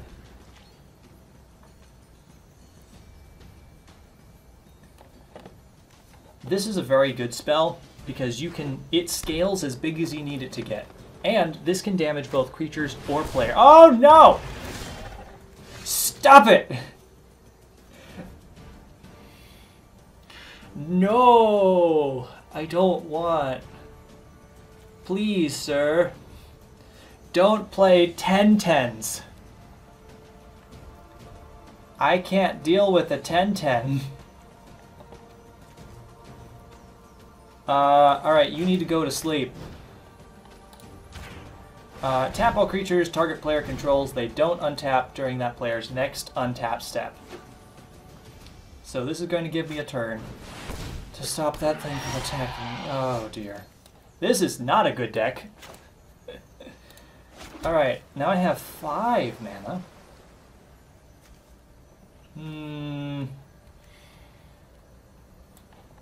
Alright. I'm gonna play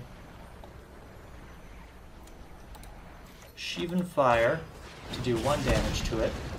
Or that might... Yeah, 2 damage. And I'm going to play Lightning Strike to do 3 more damage to it to kill it. Unfortunately, I still don't have any way to get rid of this Gigantosaur. But that's how it is. I think I'm also going to go ahead and draw 2 cards. And I'm unfortunately going to have to discard a card because I didn't attack with a creature this turn.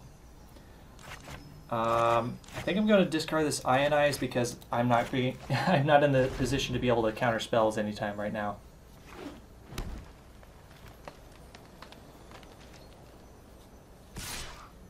Well, ow! I got hit for 10. If that thing hits me again, I die.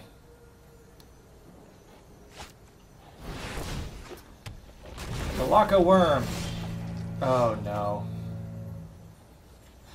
Palaka Worm is a 7/7 trample creature, which means it can get over little things. When it enters the battlefield, you gain 7 life. When it dies, you draw a card.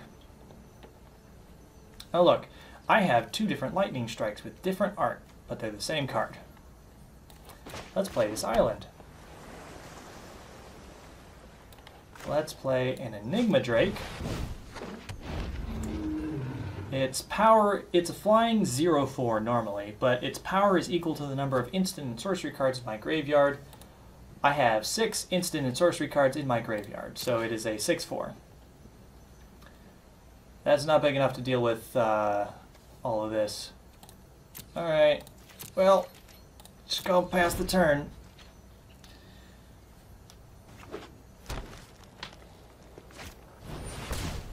Generous Stray, it's a 1/2. When it enters the battlefield, you draw a card. Good for them.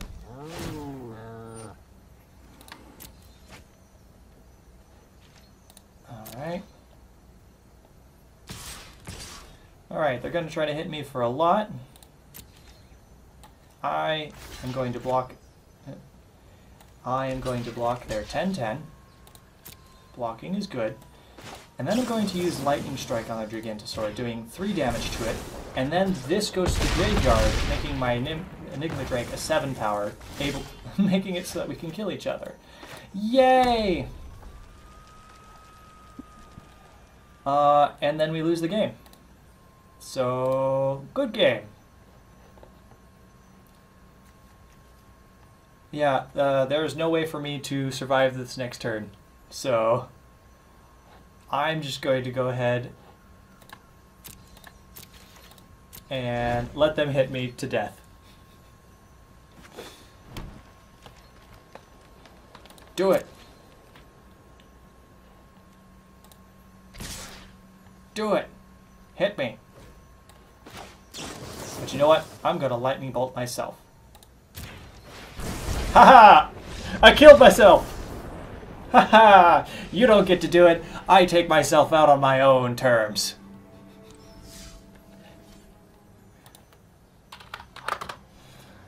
Ah, well that was fun. Now the real question is, Grizzleteeth still around? Do they still want to play?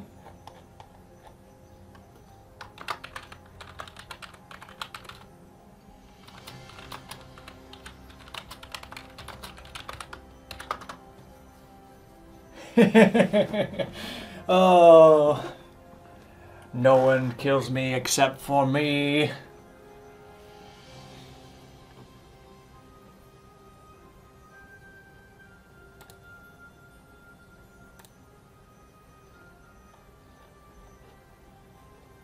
Okay.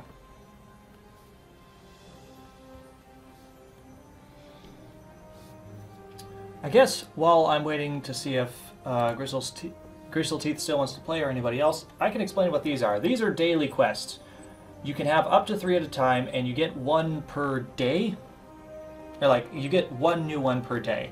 And essentially, if you do whatever the thing is, you get the money. This right here it goes up to 15 rewards, and that's per week. So the first one gets you 250 coins for your first win, and then it's just a bunch of wins over and over and over and over again. I will let you know that the first few things are better. Like the first few rewards are better, and then they get worse and worse. Also, this is very similar. Weekly rewards that provide a entire pack of new cards for every 5 wins you get per week. So if I were to win 3 times, or 5 times, I get a pack.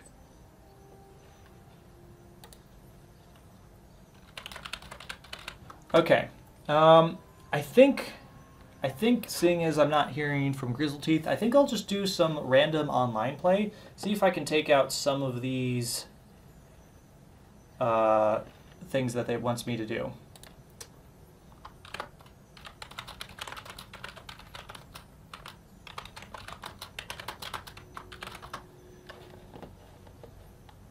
Okay, so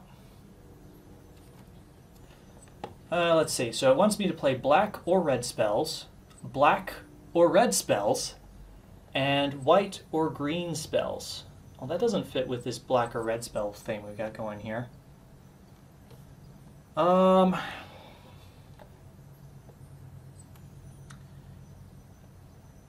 I got a couple of different things we could do here. I think I'm going to go ahead and try to like, you can try to change out one of your skills once. Blue or red, there we go. That's what I wanted. Now we just need to cast red spells for all of this and get a bunch of free money. So I'm going to come down to play, and now you can choose a bunch of different things. These are special events that you have to generally play mana, or pay either gold or gems to get into, and it's pretty expensive, but they're some of the more interesting and fun modes to play. You can also just play against anyone, or you can play ranked, where you're actually in a very competitive match. I would play 5-color gates because it's a lot of fun, but I think I'm going to go back to the goblins deck, because all I need to do is play a bunch of red spells, and this is a mono red deck.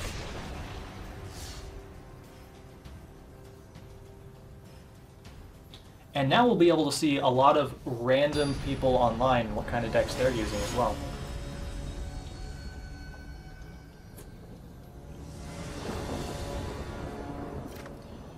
Mountain, mountain, mountain, Sheevan Fire, Lava Coil, 2 Siege Gang Commanders. This seems horrible. I want small things. This is still not small enough, but I'm going to keep it. No, no, I don't need that many. Go away. Get on the bottom of my deck. Alright, and it's randomly generated which of you two is going to play first. Oh, I lost. I'm playing a blue-black player. Blue-black is all about controlling everything, and this isn't going to go well.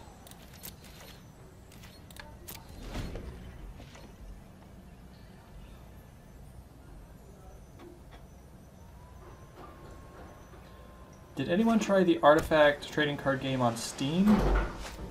I have not. Okay, so they're using something called Surveil, where they're going to look at the top 2 cards of their library. They can put them back in any order or throw them in the graveyard, and then they're going to draw a card.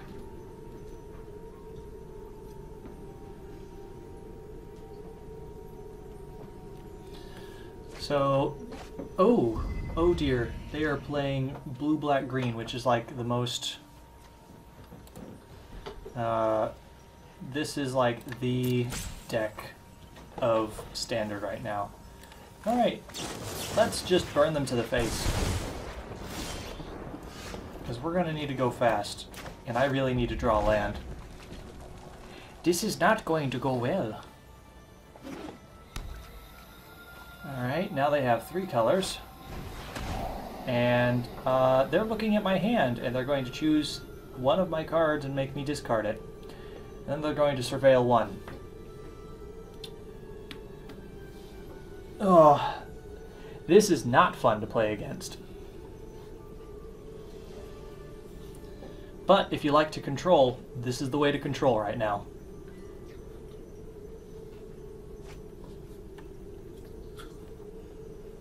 One thing to note about Arena is it is only the 6 most recent sets, and these are the sets that are considered standard playable, because there's a lot of different ways to play this, and standards is the most common. Oh my gosh.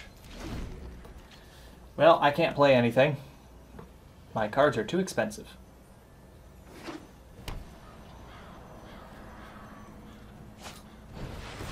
And there's a lot of standard tournaments, and if you were to go to like official events to play, it's pretty much this standard.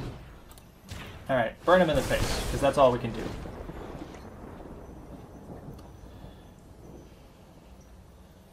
I need a land. I need a land. They are getting all the lands. They got blue-black and black-green lands and a blue-green land. Everywhere. Hey, a land. I can play a creature. Let's see if they counter it. No, they didn't. I'm surprised. Are they going to kill it? I bet they're going to kill it. Oh no, they took control of it? Gain control of target creature with power 2 or less. Yep, that's theirs now. That's not my goblin. I don't know what you're talking about. Ow. Using my own stuff against me. Alright. Well, here, let's try playing another gutter sniper.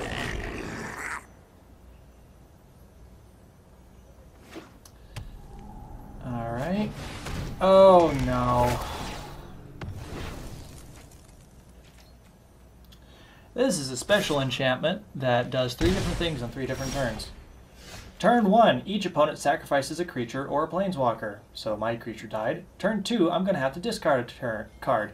Turn 3, put target creature or planeswalker card from a graveyard onto the battlefield. Ugh, this is all just all kinds of miserable. This is bad. Well, I'm going to get rid of that Fanatical Firebrand because it's not good here. Okay. Oh no. Muldrotha! How's it going, girl? During each of your turns, you may play up to 1 permanent card of each permanent type from your graveyard. So they can play a land, a creature, an enchantment, and artifacts. We haven't even seen any artifacts yet. Legion Warboss. At the beginning of combat on your turn, you play a goblin that has to attack. So it's going to attack.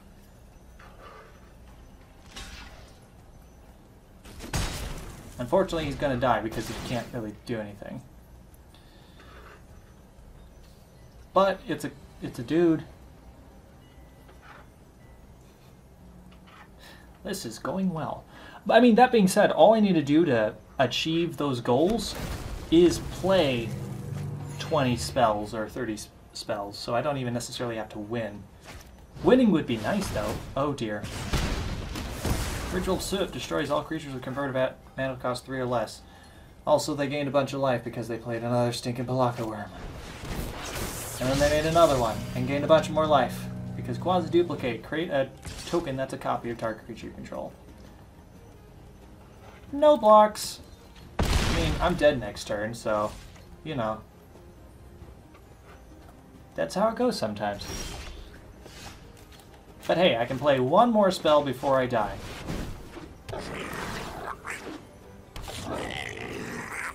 And that's all that matters here.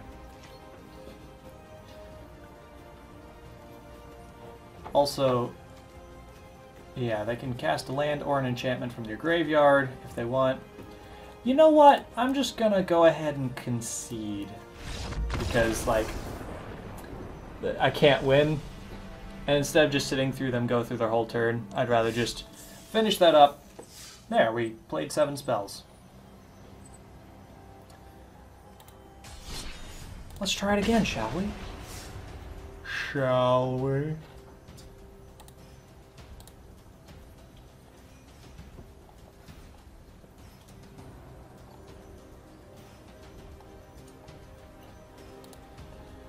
Oh, hopefully this game goes better.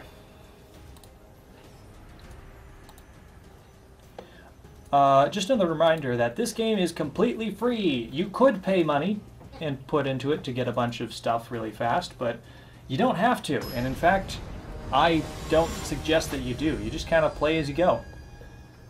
I have spent a total of $5 on this magic arena. And you can see how much stuff I've gotten. That being said, that was a lot of time and effort put into it. Alright, 3 mountains. 1 drop, a 1 drop, a 2 drop, and a 2 drop. This seems much better. I don't have all my huge stuff this time.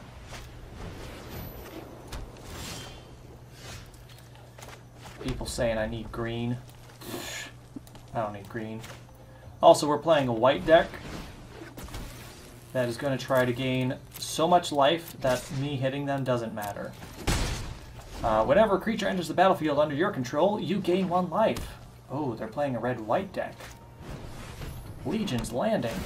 When it enters the battlefield, create a 1/1 white vampire creature token with lifelink. And when a creature enters the battlefield, he gained a life. We're playing this game then. Alright. Alright, get rid of that.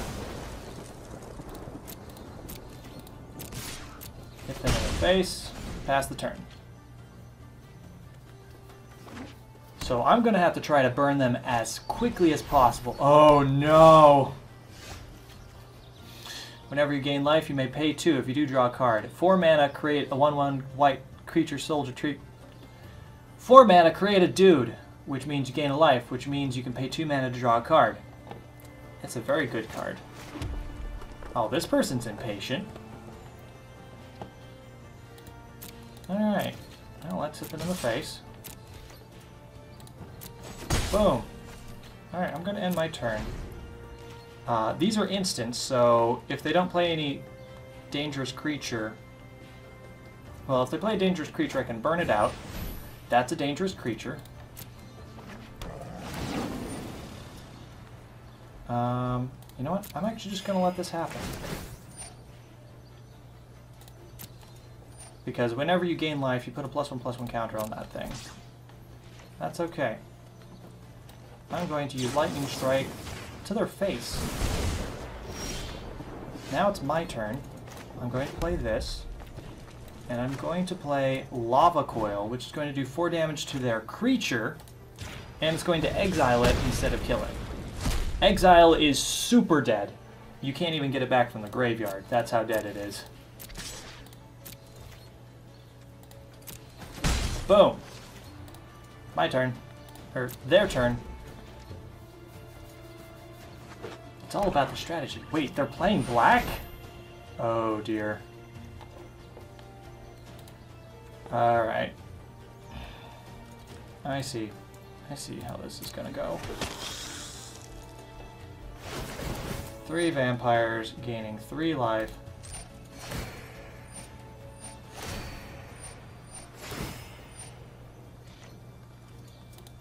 Pass, pass. While we're here, Lightning Strike to the face. Play a mountain. Play a Siege Gang Commander.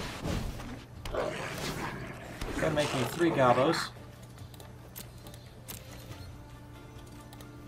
I'm not going to attack. End the turn. Pass it back to them.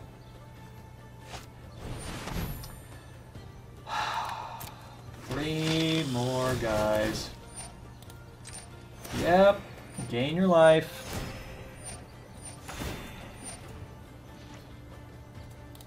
Pass.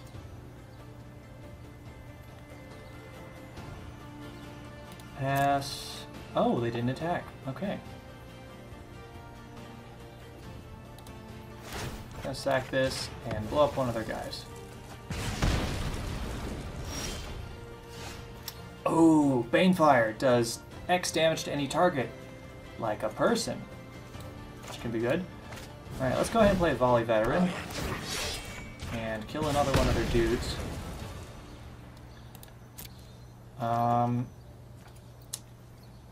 And you know what? I'm not going to attack. That seems unwise. It's just going to gain a bunch of extra health. Makes that I can sacrifice goblins to start doing 2 damage to things. Which I may need to do here soon. Oh no.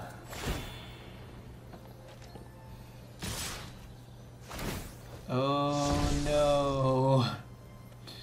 This is all very bad.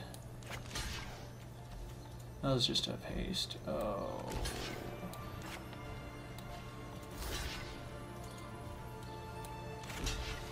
Alright. Okay. This is bad. Yes, your opponent can definitely heal over 20. You could get to infinite health if you wanted. So that's what they're trying to do here with this deck. They're just trying to get so much health that they can't lose, and then just hit you with a million small tokens. And guess what? It's working.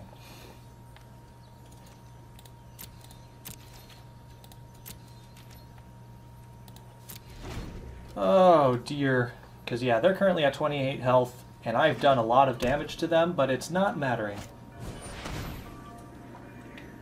Oh look, they wanted more health, so they gained 3 life and drew a card. Can I win one of these games?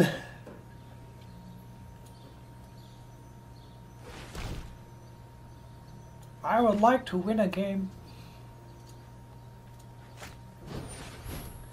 One thing to note is just life gain by itself is not a viable way to win a game. Because sure, you'll have infinite health, but as long as you're not making creatures and other threats, but you won't win. But this deck can do that, thankfully. Alright, they really want to like goad me into blocking, so I'm not going to do it, because that sounds horrible.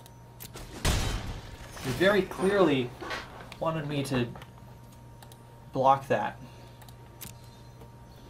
Alright, what you doing? Alright, they can create tokens with this land, which was actually an enchantment, and when they attacked with a certain number of guys, it flipped over, so they can just make free dudes whenever they want. My turn! Oh look, another Siege Gang commander. So my hope at this point is just get to the point where I can get rid of all of their resources and then win.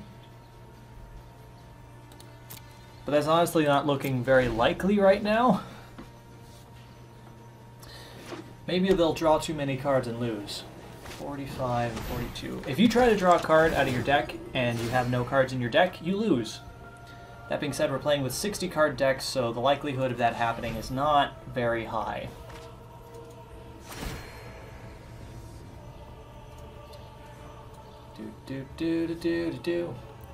This is a 2/1 with Vigilance and Afterlife 1, so when it dies you get a 1/1 black and white spirit creature with flying.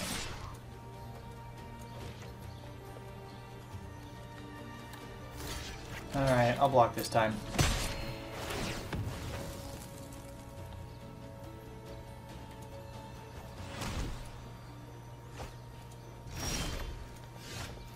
Gutter Snipe. How's it going, buddy? More buddies is always a good thing. No attacks. Continue to let them do their thing.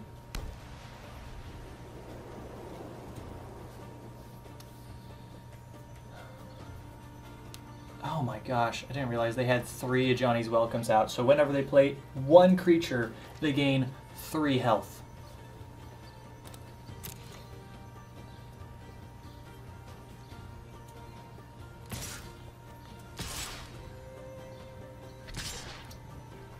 Alright, they're going to be a little more aggressive now, it looks like. Attacking with everybody.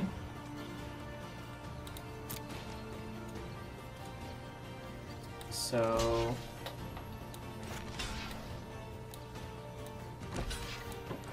I think I'm going to go ahead and... Okay, come on. I'm going to start trying to trade off now. Come here. Okay. Block. Okay. Oh wow, they just let that happen. Killed all their things. They gain a bunch of life after getting that spirit, and they have the chance to draw a card. A bunch of cards, actually.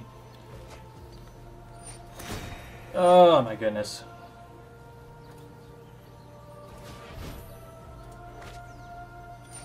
That deck seems like fun, drawing a million cards. But I'm playing a red deck. They are now at over double their starting health. Oh my gosh.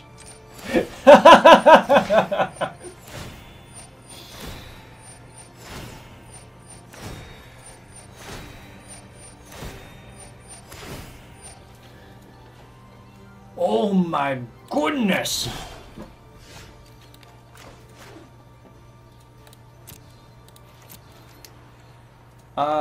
No attacks. Honestly, at this point, I just want to play more red spells so I can get closer to getting all those points.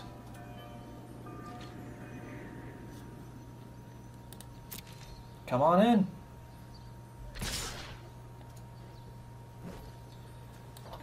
Alright, well. Alright. And now I block. Here. And here. And here. Okay. You gonna do anything? You're just gonna let your creatures die? Okay.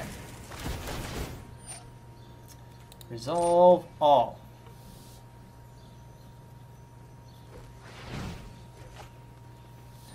I mean, just 1/1s, draw cards and heal will get you there in the end. If I wasn't playing a token deck, I probably would have died by now. Tokens essentially mean, are any of those creatures with the rounded top that aren't actual spells? Oh. There. That seems good.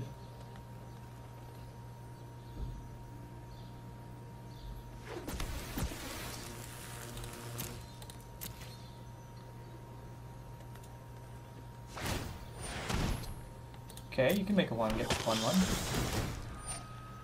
You can have a bunch more health.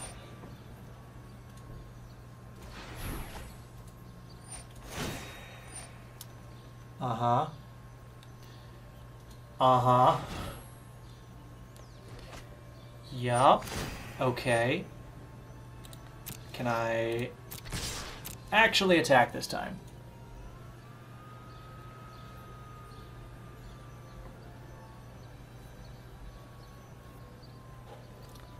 Alright, yeah.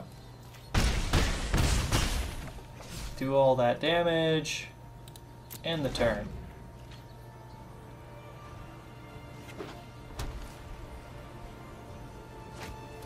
I did all that damage and oh, this is how they win. This is how they do it. That's how they win.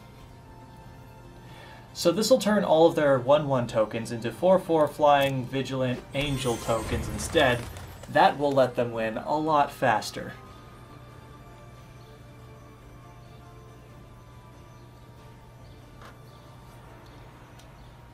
Do it! Make a bunch of 4/4s. Wait, what? Destroy all creatures. You gain life equal to the number of creatures you controlled that were destroyed this way. Oh, okay. Yes, please use that ability. Blow up that thing. Sacrifice that. Submit. This, yes. Blow up that. Sacrifice that. Do it. You won't gain any life. Ha! Because you got a million triggers when you gain life. Take that. Also, I got this timer thing. If you take too long doing something, that'll happen. Oh look, it's a second Dawn of Hope. Let's play Siege Gang Commander. And get some gobos. Okay. Their turn. Presumably, they're going to start pumping out... Oh dear. Hey look, they get a knight. Except they're not getting a knight, they're getting an angel.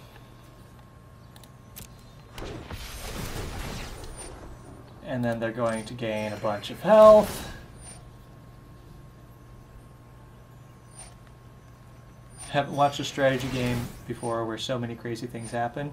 Yeah, I mean, that's part of the reason people like Magic so much is all, like, things just keep happening forever. That being said, most battles don't get this absolutely ridiculous. I probably should have quit playing a long time ago because there's no way I can win this. But hey, I just want to see how this goes.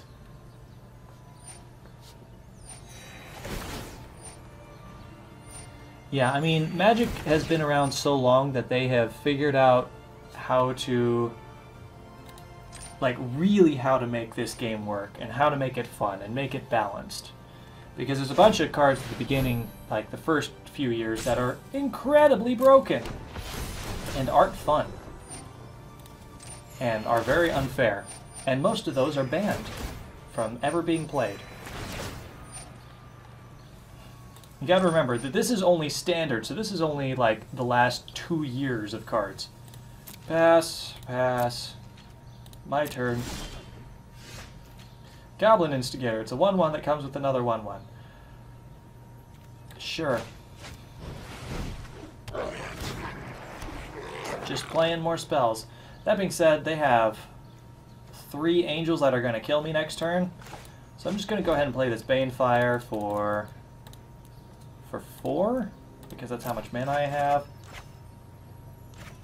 Oh my gosh, I could live for another turn. Let's keep going, guys! No attacks. This was a mistake. Okay, alright. Alright, alright, we're done. We're done. We're done with this match.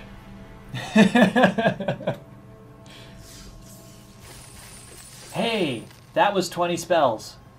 So I completed these 2 and got 1,000 coins. I just need to cast 10 more and I'll get 750 more coins. So what can I do with all these coins? Well, if I go to the store, I can go to packs, and I can buy packs. I'm going to buy a pack. I'm going to buy another pack. Now I only have 125 gems. So if we come to the packs, we can open it up. Each pack... Oh, so cool. Each pack will come with 1, 2, 3, 4, 5 common cards, 2 uncommons, and a rare or a mythic. The rarer the card, generally the better they are. The way you can tell what rarity they are is this symbol. I can't hover over it, but that symbol right there, that symbol is black. That means it is a common. This symbol is now silver. That means it is an common, uncommon. We flip this over. We got a rare, and this is an interesting card because it has 2 different halves on the same card. So we got a rare. This is also a wild card. We can turn that in to get any uncommon card that is available. There we go. So each pack gets you 8 cards. If you went out and bought a physical pack of Magic the Gathering, you get 15 cards instead.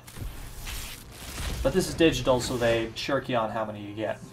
Because, I mean, technically it is all free. Ooh, Sharkdo Crab!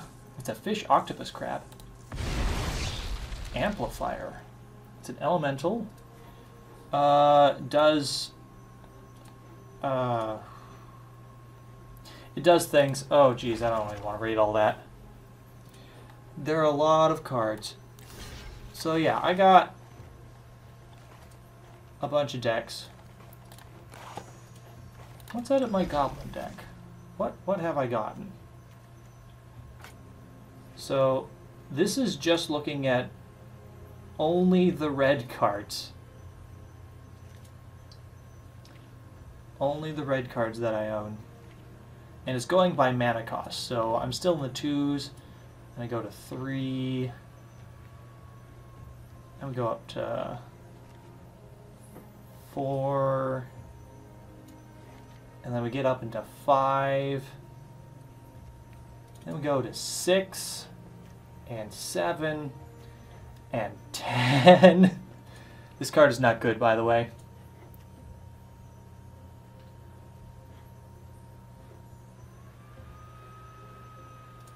Oh, are you referring to a silver deck or a sliver deck?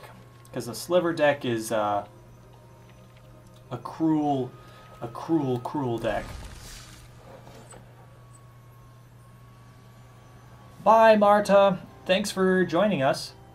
I'm glad you enjoyed it. I think I'm just going to run back this goblin deck, see if I can play 10 more spells. Maybe we can actually win this time.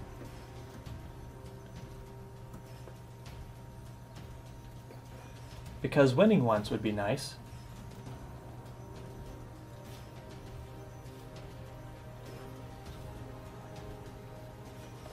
No, Sliver is a type of creature in Magic, and they are very powerful creatures that give an ability to all slivers you control.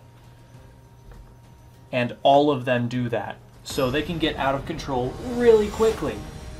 Like this sliver gives all your slivers haste. This sliver gives all your slivers +2/+2. This sliver gives all of your slivers, they can tap for any color of mana. This sliver gives all your slivers, your opponent loses the game.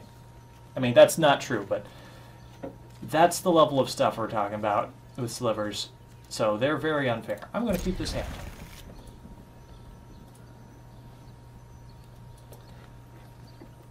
So as you can see, I got a rare, a common, an uncommon, and an uncommon.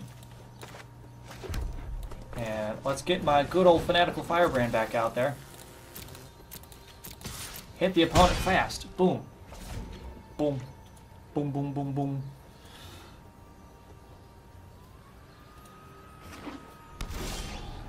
Okay. Oh, no, not another blue-black deck. Guys, it's another blue-black deck. We're going to lose. Alright, end turn. Oh no. Alright, let's keep track of how many red spells we cast this game. See if we can finish this in one game.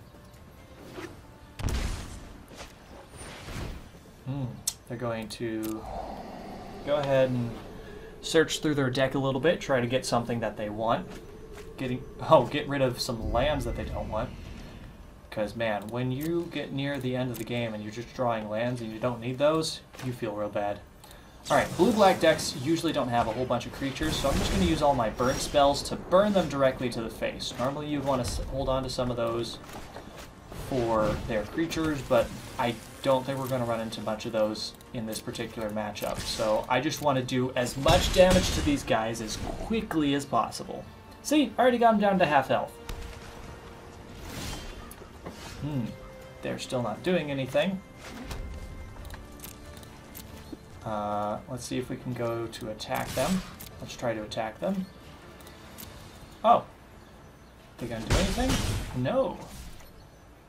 Alright, well I'm gonna hold on to these spells for in case they do play anything. Oh, Whisper Agent. When it enters the battlefield, surveil 1. And that creature has flash, so they played it at the end of my turn. But you know what? I can kill it at instant speed.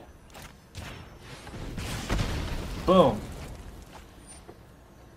And yeah, Shivan Fire can only deal damage to creatures, so it's not as valuable to me here. I need things that can hit them in the face. Alright, what they doing? They got 4 mana. Notion Rain. They're going to surveil 2, draw 2, and then lose 2 life. Man, they are just digging through their deck. They're now to 5 health. Dazzling Lights. Target creature gets -3/0 until end of turn. Surveil 2. Okay, they're really digging. They're trying to get through their deck, and they lost. They just gave up. We won! We didn't cast enough spells. But hey, we won a game, so we got 250 coins for that. Huzzah! We still need to cast 6 more spells. See, that's how the red deck is supposed to win. You go really fast until they lose. Huzzah! A victory! Finally!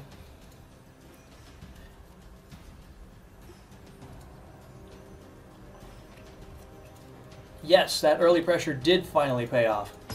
I didn't even really get early pressure the first couple of matches there.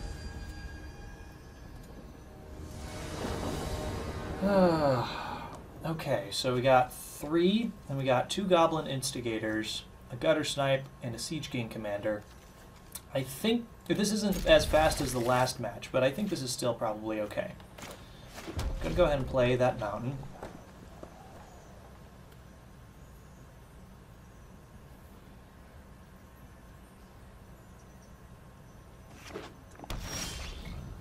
Oh, blue-green.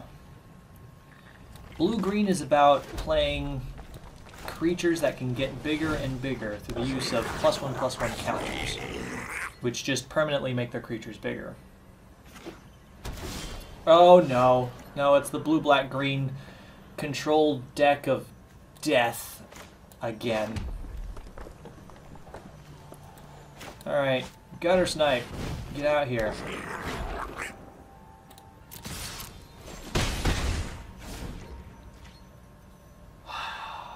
Oh no. Ooh, Jade Light Ranger. When it enters the battlefield, it explores and then it explores again. Carnage Tyrant is one of the grossest cards in the entire set, or the entire standard region. It's got trample and hexproof, and it can't be countered. So there's no way for a blue deck to get rid of that thing once it comes out. You just die. Alright, well let's get more goblins down, and then I'm going to use this Sheevan Fire to burn this. Oh, I guess hexproof means that I cannot target it in any way, so I can't use my burn spells, I couldn't use any sort of kill spells. I just would have to sit there and suffer with that big old 6-drop, and because we've seen it, we know it's in that hand. Oh, oh no.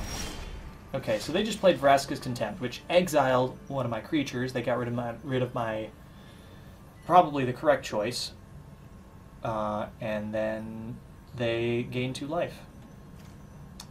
All right, I'm going to play this Fanatical Firebrand. Okay, 1, 2, 3, 4, 5. Oh, I win, guys! I win. Here, I'll show you how. All right. I'm going to attack with all of my creatures. 5 attackers, yes. And now, if I play Trumpet Blast, all attacking creatures get +2/+0 until end of turn. So I'm going to do 15 damage to them. I win! How do you like an extra 10 damage out of nowhere? Boom! Yum, yum, yum, yum, yum. Extra coins. Whee! I enjoy red. It's probably one of the easiest and simplest decks to play that is competitive in any sense. Because fast, small creatures with burn to get rid of your opponent's creatures often wins. Alright, there we go. We have enough coins. We could buy another pack. Let's buy another pack. Let's get a pack. So these are all the different sets that exist. So, and like it automatically defaults to this one because it's the newest set, and I think that's probably fair that we probably want cards from the newest set because they're the new ones. They're the fun ones. Open it up. Open, open, open, open. Show me what you got. Oh, also, for every few packs that you each pack you open gets you towards getting extra uncommon wild cards and rare wild cards, which are just useful because if you're not getting what you need in these packs, you can just use those to get new, better stuff. Your arena won't start. That seems like an issue. Immolation Shaman. Whenever an opponent activates an ability of an artifact, creature, or land that isn't a mana ability, it deals 1 damage to that player. That sounds awful. In like a, I hate to be my opponent in that situation. Alright.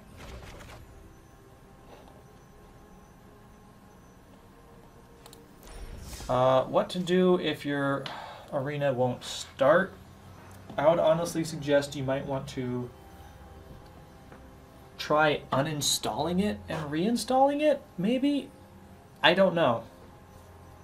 Because you can just log into your account from any computer, so it doesn't matter what computer you're using. It stores all of your deck information elsewhere. Oh my goodness, I have 12 common, 11 uncommon, 9 rare, and 5 mythic cards.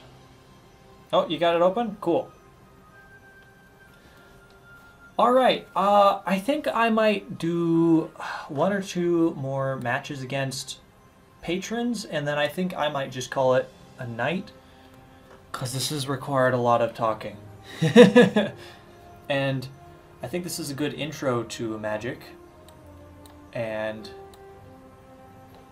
from here, this will let more people go out and play it, and then I can face you all in the future, like next week, after you have a chance to play a bunch of stuff. I'll let you know that if you play every single day, for the first week or two, you get a bunch of tutorials that are just going to unlock you new decks every day. That's going to give you about 60 new cards every single time. And from there you can customize and make new decks and make those better and buy extra packs. So right at the beginning of the game, you get a lot of stuff to work with. So in a week, I expect everybody to have beefed out decks that are awesome and cool.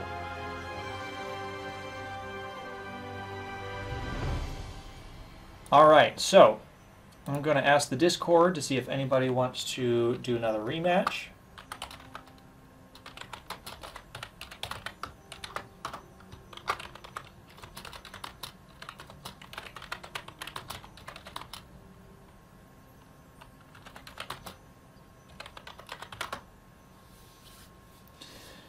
And after we do a rematch or two, I'll call this to a close for this stream.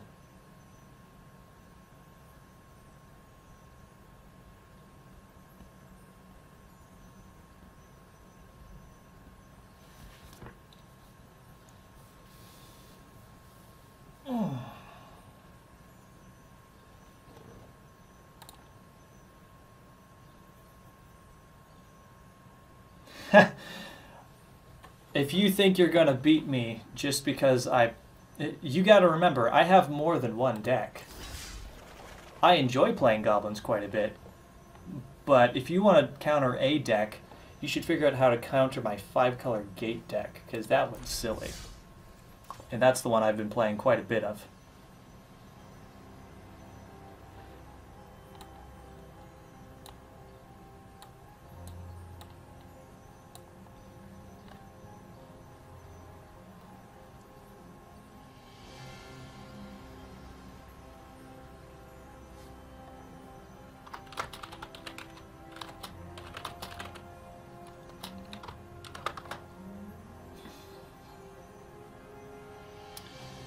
Okay, I think it's just going to be Trey again, who is Trey J in the chat, because no one else seems to want to play. So, I think I'm going to switch back to this 5-color gate deck.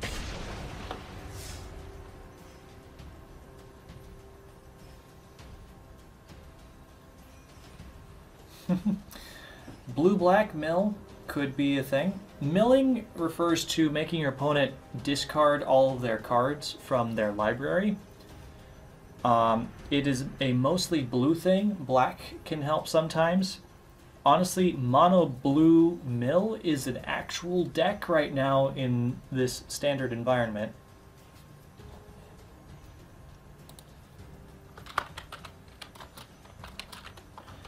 I might have to show that deck off at some point. I have a mono blue mill deck that is really silly.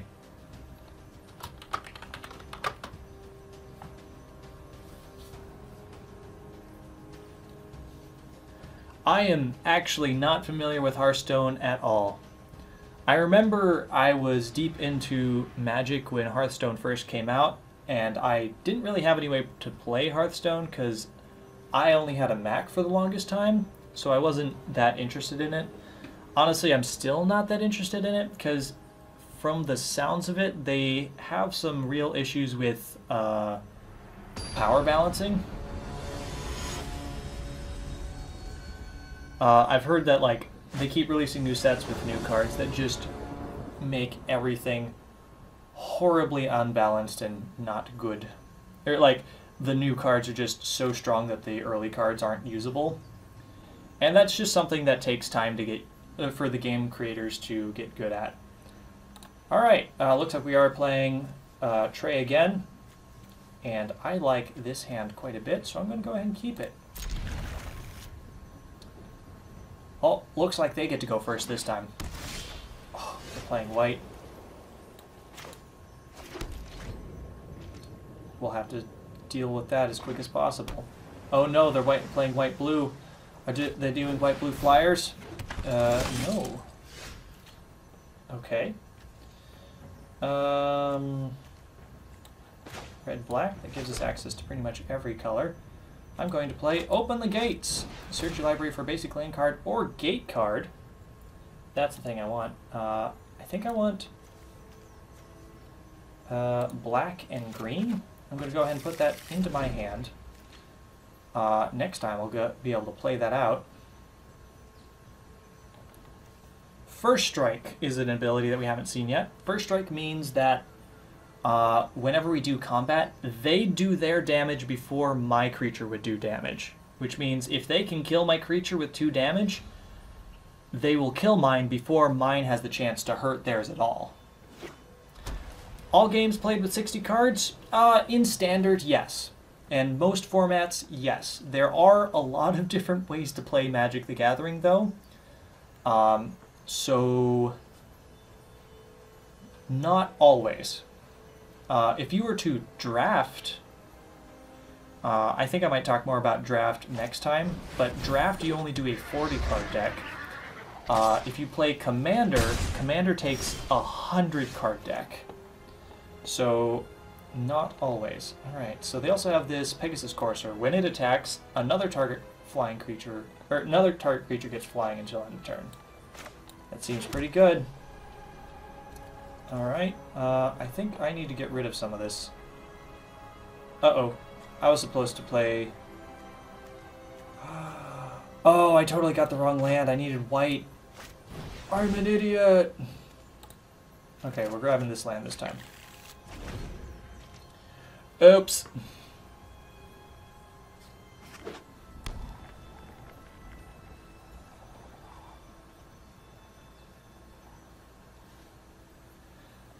I'm probably going to take a few hits here at the beginning of this. Uh-oh. Imperial Aerosaur. When it enters, something gets +1/+1 and flying until end of turn. Great. Oh, Mentor is another ability. Mentor means you can put a +1/+1 counter on another creature that is also attacking that has less power. So now this Pegasus Courser is just permanently bigger. That is bad for me. Alright, let's play the white land this time. Oh, so close to being able to play that Gate Colossus. We need to kill some of this stuff off. There's a bunch of garbage. It needs to go away. Let's exile probably their biggest thing. Get out.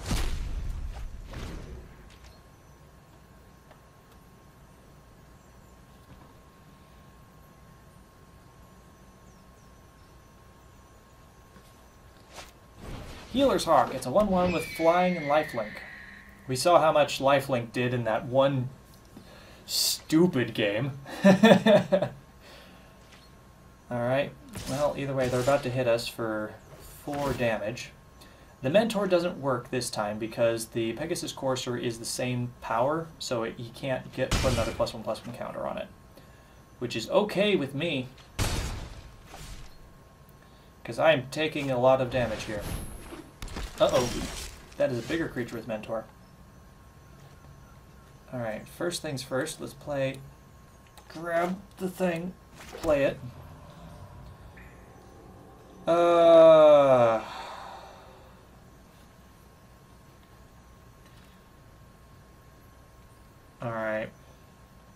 I've got a couple of options here. None of them are great.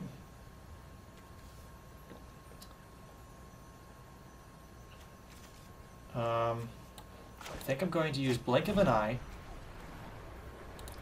to return this Bladed Instructor to their hand. And then I'm going to play Seal Away on this Pegasus Courser to make that go away. And next turn I'll only get hit for 4 damage. Oh shoot, this is going to mentor onto the healer's hawk. I chose the wrong creature. No!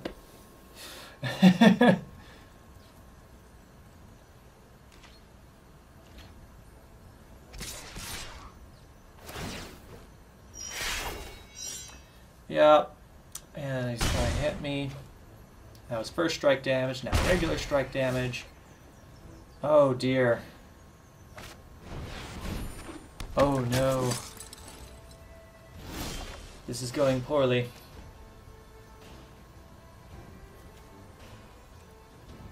Alright. I want to play a creature, but I really need to get rid of some of their stuff. Well, actually, creature will help get rid of some of this stuff.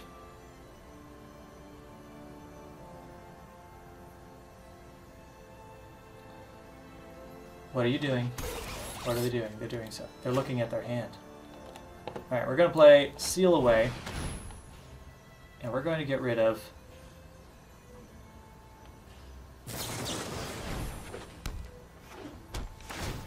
Your Seal Away doesn't do anything. My creature isn't tapped. I've done that before.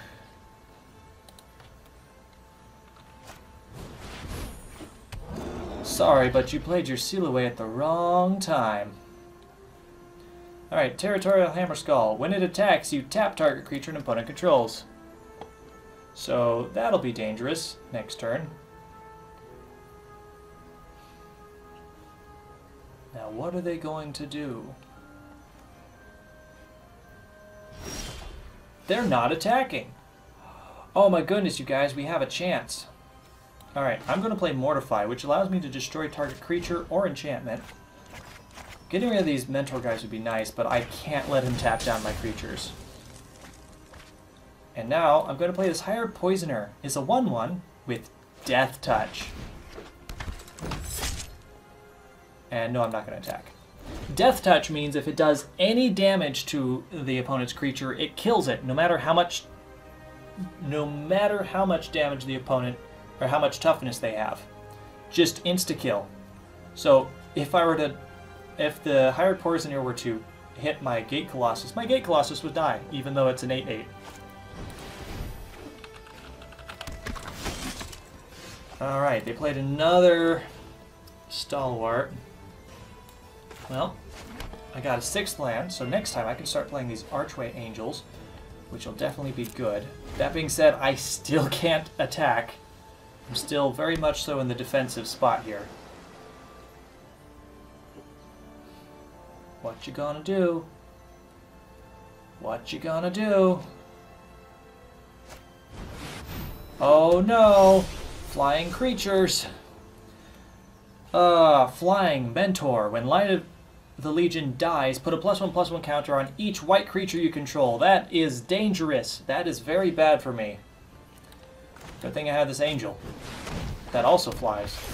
And is going to gain me 12 health, because I gain 2 health for every gate I control, which is 6.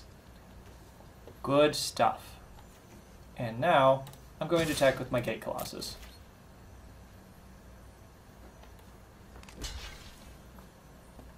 Alright, so they just chumped with their Blade Instructor.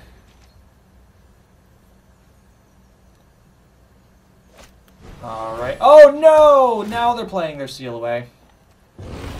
And that is going to seal away my Gate Colossus. That's not what I wanted to see. Oh dear, and now they're attacking. Baby, baby, baby, baby.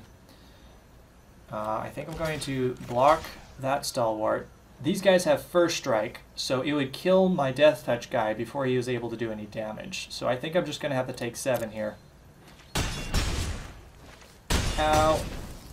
Yep. There we go. Oh, that being said, I did get another Gate Colossus, so that's good. So I'm going to play this Gate Colossus for 2 mana. And then I'm going to play Blink of an Eye to return target non-land permanent to its owner's hand. Cast with Kicker. I'm going to return that seal away. Oh, I can't actually do that.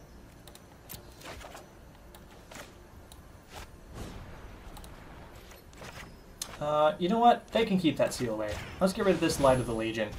Make that go away. And then I can attack in the air. And yeah, this Hired Poisoner's not doing any blocking anytime soon. This is intense.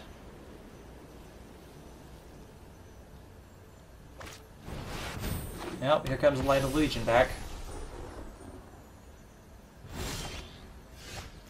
Ooh, Guild Summit. When it enters the battlefield, you may tap any number of untapped gates you control. Draw a card for each gate tapped this way. Whenever a gate enters the battlefield under your control, draw a card. I would love to play that, but I really want to get this second Archway Angel down to gain a bunch more health. And now I'm in a very defensible position. Let's attack with this Gate Colossus. And it can't be blocked by creatures with power 2 or less. So their Sunhome Stalwart couldn't block it even if they wanted to. So they would have had to block with the Light of the Legion if they wanted it dead. Or stopped.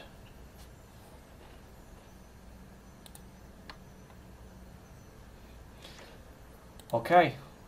What you gonna do, Trey?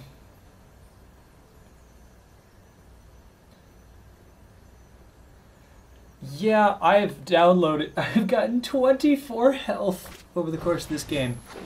This deck is very slow at the beginning, and then it just gets out of hand at the end. Ooh, speaking of which, Hydroid Krasis. Let's play this guy. Alright.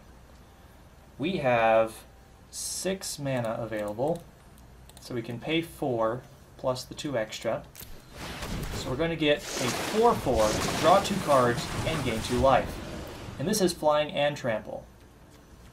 Oh, we drew another Hydroid Krasis. Isn't that nice?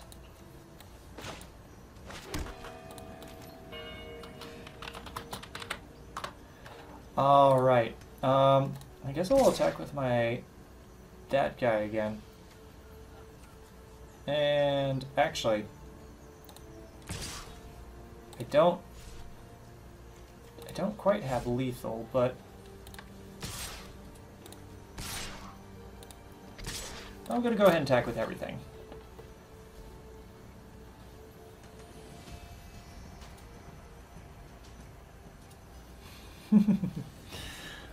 Trey knows how powerful the Hydroid Krasis is. If you play physical Magic, this card is worth, like, I think $30 for just 1 copy of it. I think Mana Boned is the same as Mana Screwed. Good game. Alright, so we've won the game, but I want to show off what the Guild Summit does. So, first we gotta pay that, and that, and that. Do the thing. Alright, now I can tap a bunch to draw some extra cards. So I'm just gonna draw 4 extra cards. Boom! Then I'm going to play the Simic Guildgate and draw another card. And I'm going to attack with everything, winning the game. That's how powerful the Guild Summit is. Because whenever I play a gate, I draw another card. Boom! And that's a finale if I've ever seen one. The gate deck is so much fun.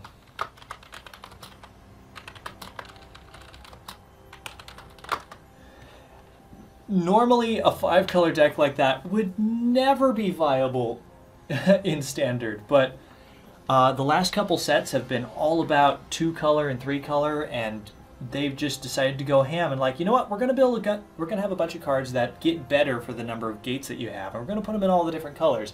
And people are like, well, can we just build a deck that's all about all the colors and play 1,000,000 gates? And yes, you can. And it turns out it's actually kind of competitive. Is it the best deck out there? Absolutely not. And yeah, I think I just really love how silly that deck is.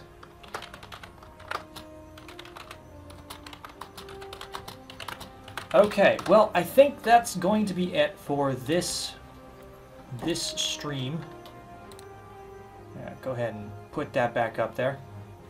That's going to be the end of this stream. I hope everybody really enjoyed watching this and learning the basics of how to play Magic Arena. I'll just say again, you can download this for free as long as you have a PC. Unfortunately, it's not on Mac.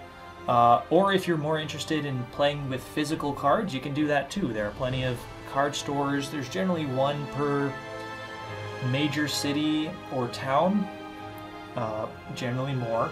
You can also buy a bunch of cards online. It's honestly a lot of fun. I was interested in the game, kind of, and I honestly sat down and I was like, Tennille, we're going to buy this box of Magic the Gathering and we're going to learn how to play it. And then we did, sort of. We actually had a lot of the rules incorrect. But hey, it took us another month or so, but then we learned everything correctly and had a lot of fun. And hey, if Magic Arena had existed back then, I would have loved to learn to play on this, because this is a really good, flashy way to learn how to play the game. So yeah, and this is something that you could very easily spend way too much money, not mana, way too much money on. Don't, okay? Definitely be careful with how much money you spend on stuff like this. But definitely know your budget and spend within it. Otherwise, have fun. And if you want to have the chance to play with me on future streams, you can become one of Tennille and I's patrons on patreon.com. The link is in the description. You can donate $1 or more, whatever you want, per month. And $1 a month gives you access to the Discord server where you can join in playing Magic against me, or you can help do various things in all of the other Let's Plays. On top of that, you can also chat with all the other people. You get access to a bunch of stuff over on Tennille's channel as well. You get to vote on future games that appear on this channel. If you do the $5 tier, you actually can request drawings for Tennille to do during her monthly drawing streams. There's just a bunch of stuff that you get access to. Either way, I think that's going to be it for this stream. I think next week we'll go ahead and play more Magic Arena on this 6 o'clock time.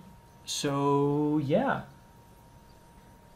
Either way, other upcoming events, besides the regular stuff that's coming out over the next couple days, such as Okami tomorrow, Dream Drop Distance on the next day, we have Smash Brothers on Saturday, and then Saturday evening we're having another stream of Super Smash Brothers. It's going to be both Tennille and myself, and we'll be playing through more of World of Light on Super Smash Brothers until we get through it. I don't know if we'll get through all of it in one setting, but we're going to do quite a bit more of it. Other than that, yeah. Oh, there is also going to be a new Let's Play starting up on Sunday that will be taking the Saturday and Sunday slots. I talked about it briefly on the last stream on Saturday, but it's going to be a lot of fun, and I hope you guys will enjoy seeing it. Alright, goodbye everybody, and I will see you guys back here next time we stream. Toodles!